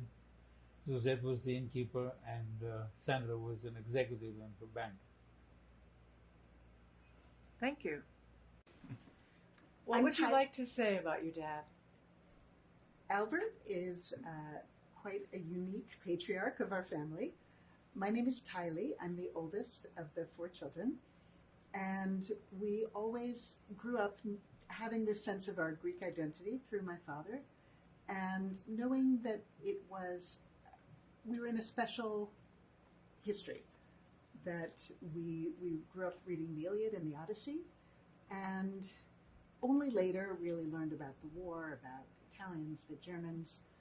But we always knew that this experience had inspired my father's work, and his dedication to resolving conflict came out of an experience of so much conflict in his childhood. Albert?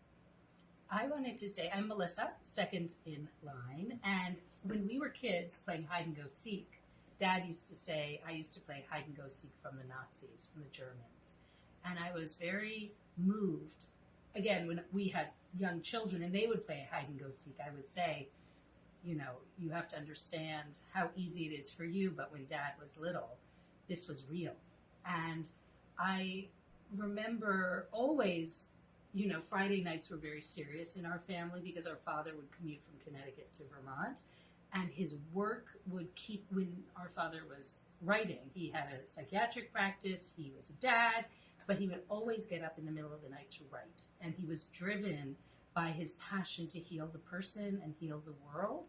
And his expansive life is a way that we kept growing and growing and growing because he wanted the world to hear. And there's a sculpture of a howling wolf at the Wilburton, and it's a beautiful metal sculpture, and the wolf has an open mouth howling, you know, at the moon, and it's really Dad. When will they hear him? And his desire is that it wasn't just a tragedy about the Holocaust, but creating something for the future to prevent future Holocausts. So it was so inspiring for me. I wrote my thesis from Brown on my father's work, and my brother Max will tell you more about he continued his research based on our father's work. I'm Oliver, the third one down. I guess I grew up in Vermont, right? So the time that the family moved up from Connecticut, then I was basically born pretty much here, and I've always sort of felt connected to the lifestyle of being in Vermont and working with the land, and I guess Papu has told me lots of times that he was considering being a flower child and Farming, right? doing farming, but somehow that stuck for me. And I guess, you know, there's different sensibilities that are part of Papu's identity, right? And so part of it is being, you know, a entrepreneurial and a builder, and, you know, a conceptual thinker of, you know, tangible things beyond the ideas. So I'm more in that realm, and but still trying to be creative and not necessarily conforming to conventional wisdom, but taking ideas that are maybe unique and making pieces fit together, since that's another big part of what Papu does is find connections and solve puzzles and maybe put things together in different ways than other people have put them together before. So maybe I do that too in some ways. Definitely. I'm Max. I'm the youngest of this birth order in this generation. Yeah, it's fascinating to hear you guys talk about our dad and how everybody has different names and like ways of referencing. I think I, for the most part, call him Alberto. Somehow, I don't know why I've fallen on the, like some Greek reference. Maybe it's a sign of my trying to put us both on a level playing field to establish, more non-hierarchical level of friendship or collaboration or something. But I definitely grew up as the youngest with a very strong sense of carrying on the legacy, and as I think all of us have. But I think that has been a vision which has been uniquely kind of fostered in me, and somehow I've had the good fortune to at least be somewhat connected to a bunch of these publications and these stories,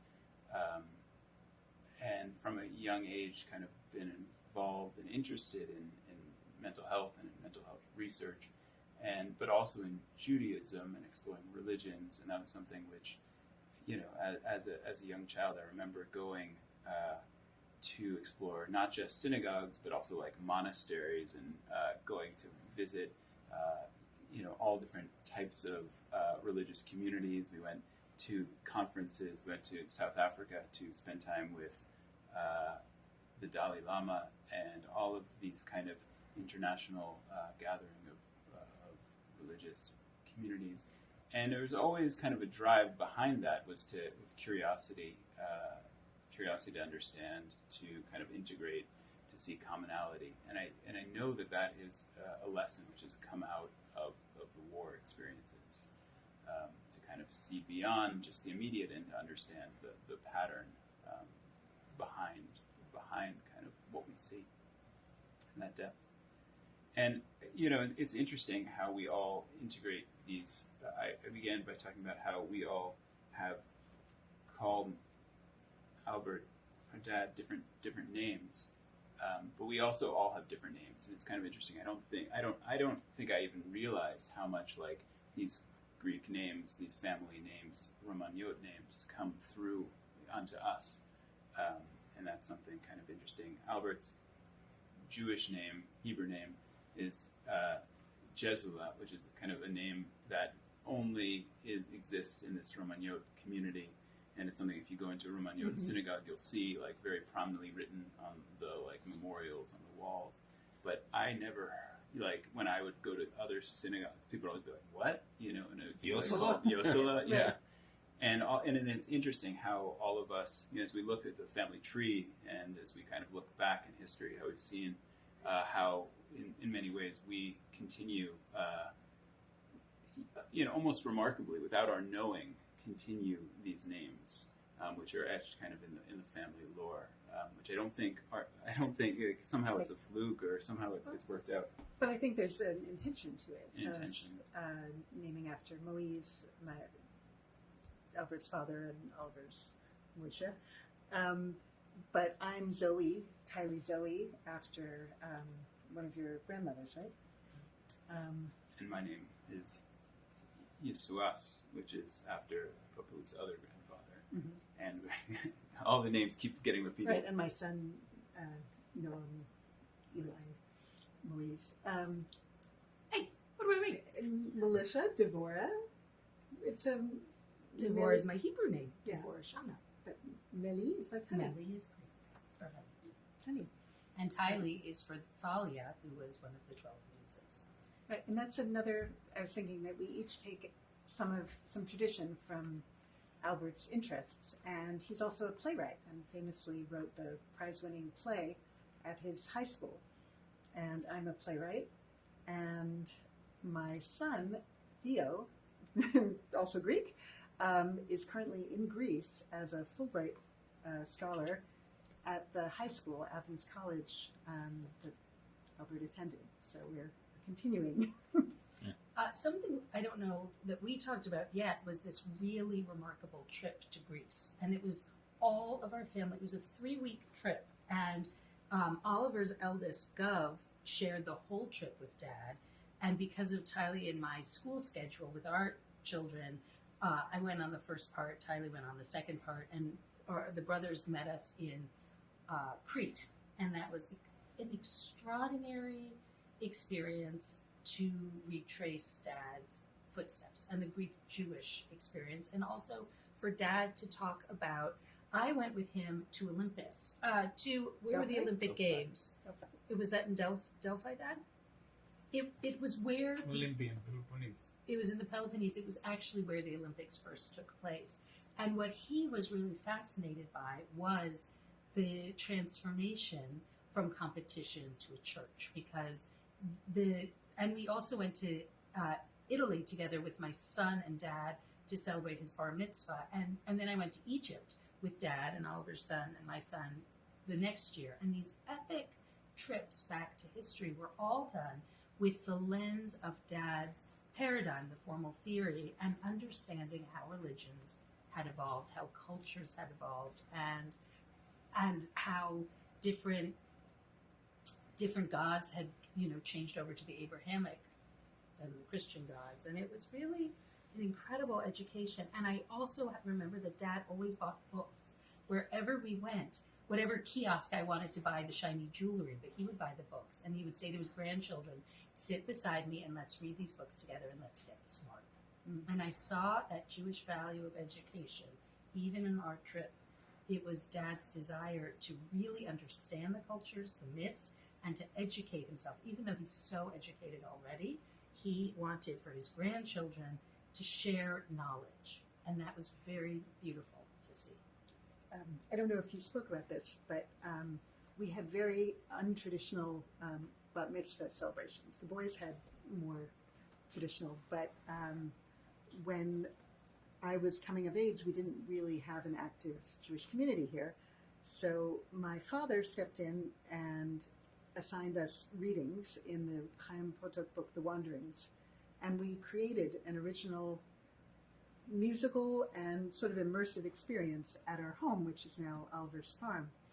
And we started in the Garden of Eden, I guess, and we had a tractor and we had signs and painted on them, sections with prophets and judges and historical events. And then the finale was actually a musical with a section from Anne Frank, from Spinoza. I think we could do it. Okay. Okay, Shoah. We're going to Shoah all for you. Oh, yes, we are. You ready? This is called the Boogie Woogie Patriarchs. Imagine us in overalls. I was 13, she was 11. In overalls and feather boas. And my mom, our mother, Georgette, was so clever. Her sister was Wendy Wasserstein, the playwright, and Mom was 7 years older than Wendy. And that 7 years was the difference between Mom marrying a nice Jewish doctor and having 4 children, and Aunt Wendy, who went to Mount Holyoke and Woodstock and then became a real voice of her generation. But my mother was just every bit as funny. Talented and funny. So her talent did not go to the Broadway stage. It went to our bat mitzvahs in our living room. And it is so great that Tylee and I still put on shows in the living room. Only our living room is this beautiful mansion at the Wilburton instead of Oliver's living room at the farm. And in 2 weeks, Tylee's putting on a show in our beautiful marble pavilion Greek tent. So the zibbin, zibbin, zibbin was an expression our mom used, which means what you are at 7, you are at 70. And for all of us, Oliver building with his Legos and Max studying Jewish books with Dad as and a Albert child. being a scholar. Dad being a scholar, and Tylee and I putting on shows. Okay, here we go. You ready? Show up. Ready? He was a famous shepherd man from Mesopotamia way. He led a normal life until he heard God say, get up and leave your father's land. Leave the idols behind, turn to my guiding hand. We'll have a covenant, an idea that's new, and your children and their children will look up to you. a root, A toot. a root to come to the righteous way. Sing hallelujah, the promised land is yours and you will find it someday. I'll show it to ya, 'cause I'm the one God, the Almighty One, and on earth and up in heaven my will shall be done. Time went by when Sarah was along in years. She hadn't many kids and she was heavy with tears. She cried to God the Almighty, Son, won't you please send Abe and me a son? They called him Isaac. Their beloved boy, and he filled the family tent with love and joy. Isaac married Becca, who he met at the well. They had 2 sons and prospered, everything was swell. Esau was a hunting man, but Jacob was quick. He was his mother's first pick. They fooled blind Isaac. With a trick of goat hair, he got the birthright and the blessing, though it wasn't fair. Well, now you've heard the tale of how it all began. From these 4 forefathers there became a clan, and their seeds still multiply. Like the sands of the beach and the stars in the sky. They were wise men, they were good men. They were the boogie-woogie patriarchs from way back when. And the most mortifying thing is, first of all, we pull that out at Oliver's son's bar mitzvah, Tylee's bar mitzvah, my bar mitzvah. But every Passover, we all went to my grandparents' apartment on 77th and Lexington, and Aunt Wendy would always bring fabulous theater dates. And she brought Frank Rich. New York Times theater critic. And Mom, I think we were in I was in 6th grade. We were a little bit old to be doing this. And Mom said, we're older now. girls, you must perform for Frank Rich. And we did in Grandma's sweaty apartment. And Mom was so proud of us. And she was so talented, but Wendy was so mortified. And Frank Rich was so polite. But, now that we understand what Mom had really written, it was an excellent recap. We forgot a couple of the patriarchs there, but she really made... She made it accessible, and she, wasn't a, religious scholar, but she was a musical theater person, and she found the stories, the human interest stories, the love, the generations. But it was the collaboration between Mom and Dad, because Dad was the one who really honored the tradition, the Jewish tradition of a bat mitzvah. Dad wanted for us, but and engagement with scholarly sources. And engagement, but it was Mom who made it fun and approachable for us. And what's interesting is if the point of a bar mitzvah is to say, I am now a grown-up, or to say this is a turning point in my life, both Tylee and I used our bat mitzvah experience for my essay to go into prep school. I remember my admissions essay was about my bat mitzvah in the living room. Mine was too. And we both went off to Andover and Middlesex. We put on shows all the time to get out of sports, and because that's what we did. And now, but it connected me. Like, I showed up there with very limited Jewish background, but I just had this bat mitzvah, and I approached the rabbi at Andover, who is Rabbi Gendler, who's sort of the leader of the what Nifty. No. He was really an innovator in back to the land and a sort of organic Judaism. And we became friends for his entire life. And I was friends with his daughters. And that was sort of my way into Judaism, was coming from this theatrical place inspired by my father's scholarship and my mother's creativity. And it's true. And it was Rabbi Gendler who Tylee became friends with his daughters who were at school at the same time. We went to Eisner, which became very involved with the reform movement of Judaism. And I went to Israel on an ulpan with my Nifty teen tour. And I remember they gave me, to see what level Hebrew I was at, they gave me a piece of paper with cursive. I had never seen Hebrew in cursive. Like, I had seen a little bit the Aleph Bet, going to synagogue maybe in Connecticut and maybe in New York. We didn't have a traditional Jewish education here in Vermont, but I had never even seen what side of the paper I should go up or down. And I was so naive about religion. But I knew wanderings, and Dad cared so much about the history of the Jewish people that we read this big hardcover book until the book spine broke, No problem. He took pieces of it We would take chapters. to vacation. We were in Cancun on a family vacation, sitting on the beach under the tiki head Reading the reading Wanderings. And I remember a girl from my high school saw me on the beach and she said, "Hi, Melissa, what you doing?" I'm reading Wanderings? Like, horrifying. But it was... But inspiring. It was inspiring, right. But inspiring. So thank you, Papu. Thank you, Papu. And, you know, and thank you to Mom. And what a joy it is to grow up having a father who's been... The lady up there is the lady who inspired them creativity and love. Thank you. Good. We paused and now we're continuing. Is there anything you would like to say? Sure. Something that I guess it just occurred to me, or was reminded of, the idea that that has resonated with me particularly is the sort of freedom to innovate, and I have tried to instill this into my kids. I have my wife and I have 4 children, and we grew up as 4, so it seemed like a good goal to stick it to. But when my first son Gov had his bar mitzvah, I made a song for him that it says, the road is not narrow, there's no road at all, which is something which the words that start to that song, it says,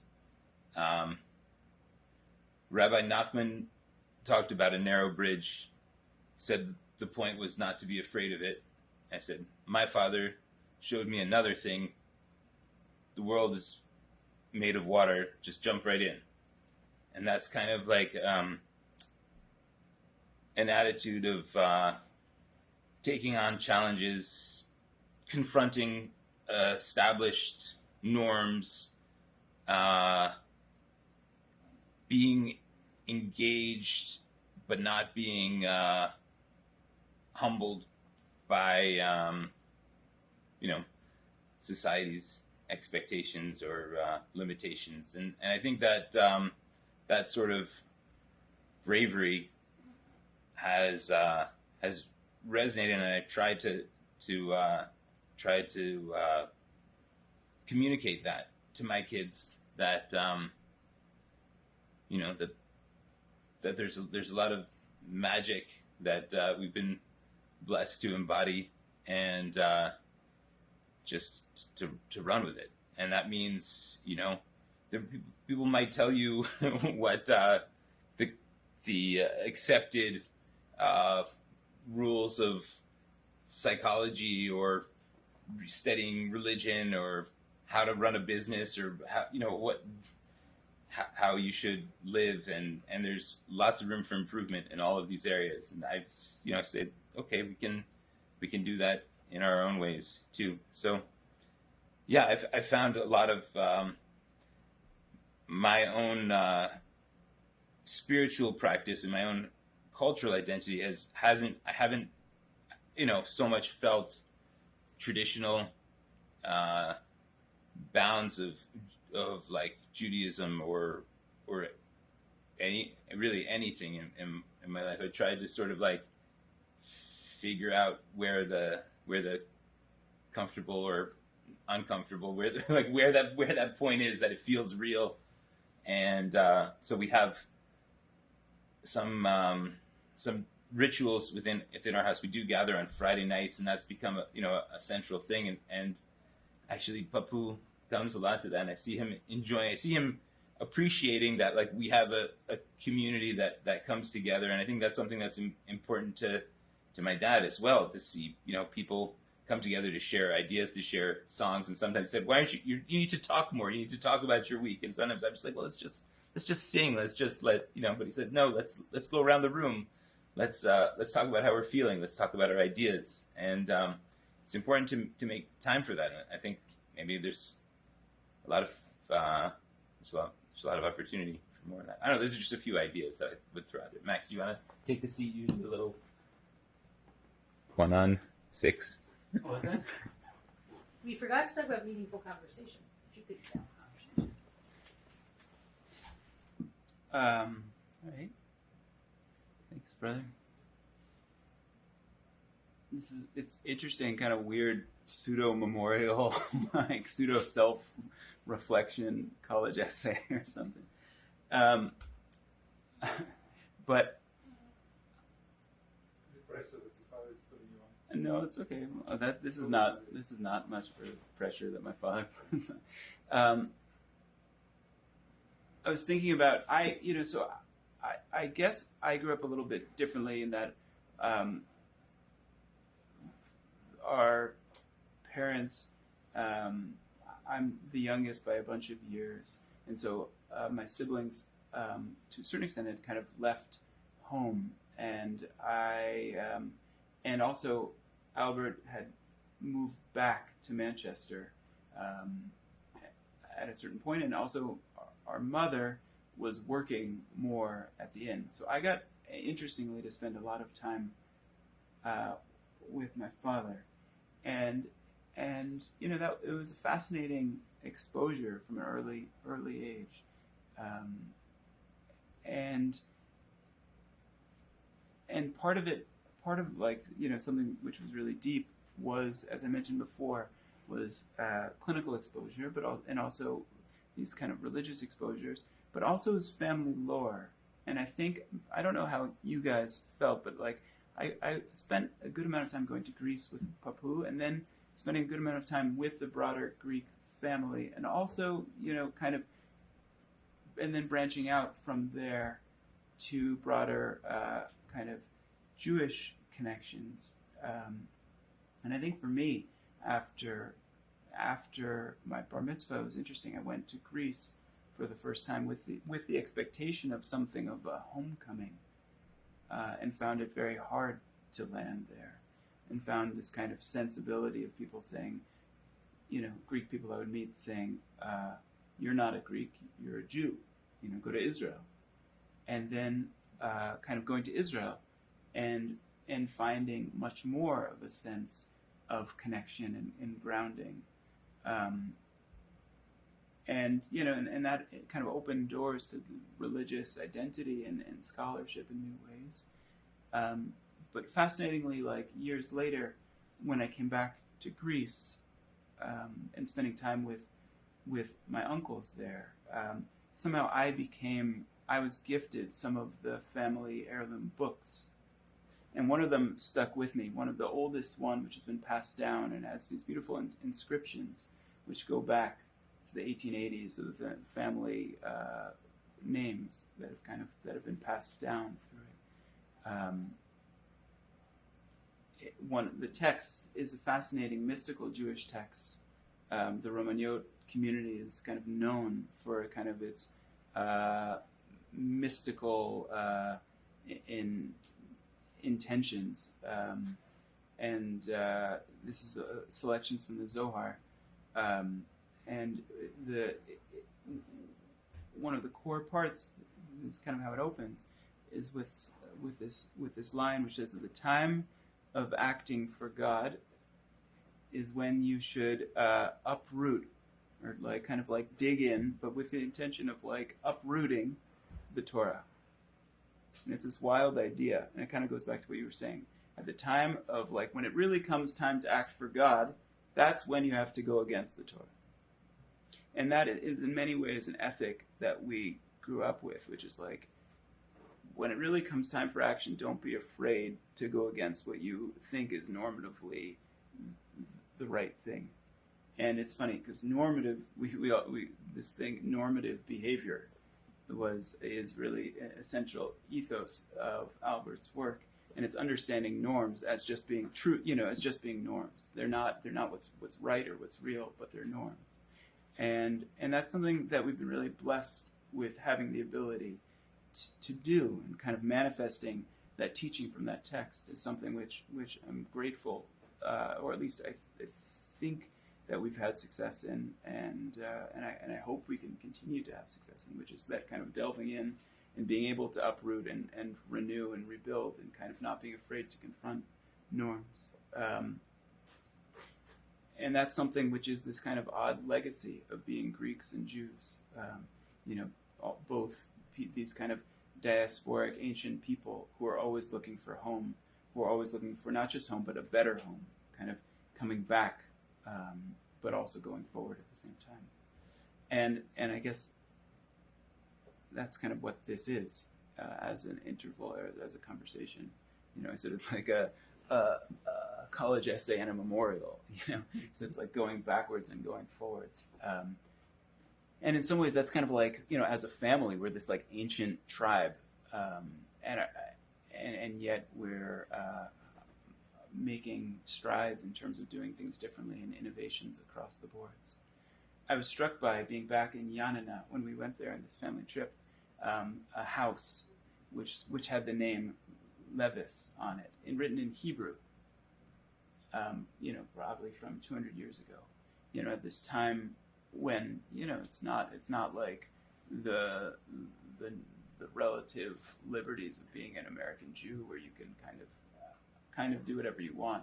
This was took a certain conviction and a certain chutzpah, I imagine, to do that.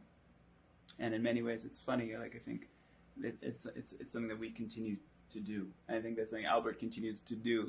In different forms. Just writing the name Levis, in big, right, through these edifices that he's created. And I think that we're lucky to be monument makers. But yeah, I guess we just like we made pyramids once upon a time, building up these monuments here. Anyway, it's a beautiful opportunity to reflect and to look forward and to invite in. And I think that's something, hopefully this experience is, we're raised as people that are central in hospitality.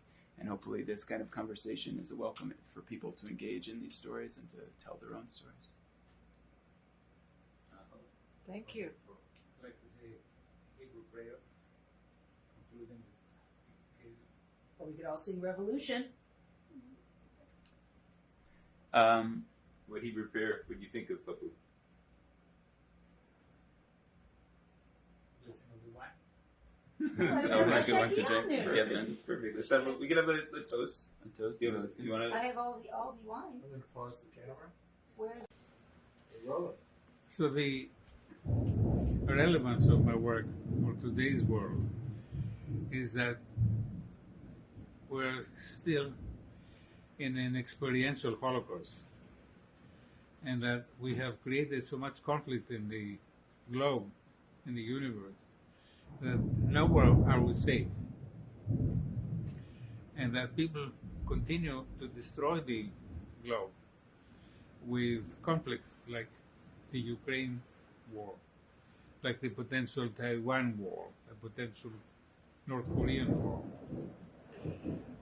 and that we have conflicts in political nature in the country, with Trump creating conflict and not knowing where to stop in terms of respecting others. And we have personality problems and we have ideological problems, and the world needs a solution. It needs a better paradigm.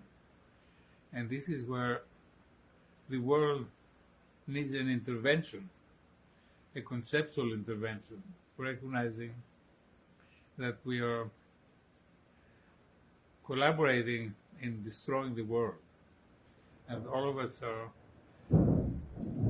out of control. And where I feel that my work is relevant is helping the clergy become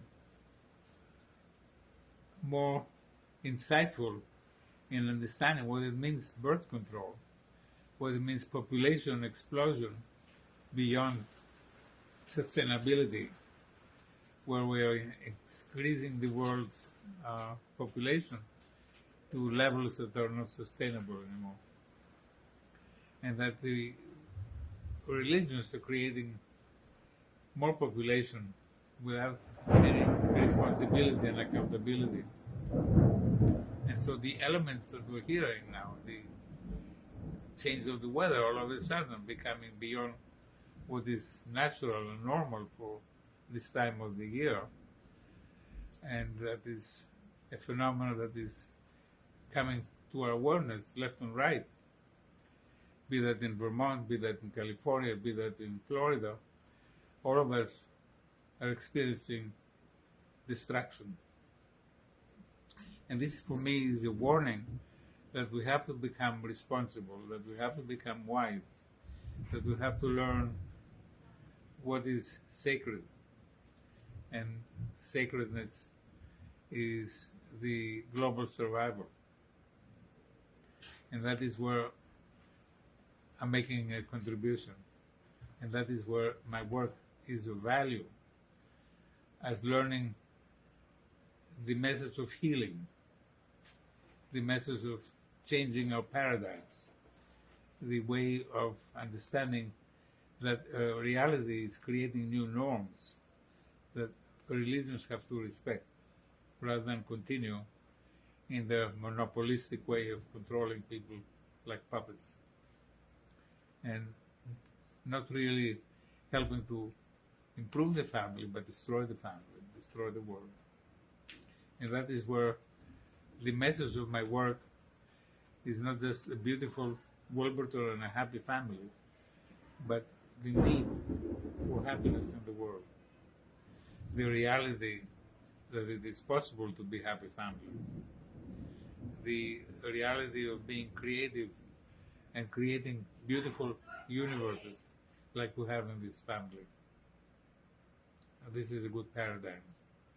And all of these boys and girls are very different, but they all have a sense of positive outlook. And I thank you for making a record of that. Thank you. But we're in a serious business, and we have to be able to get the message beyond.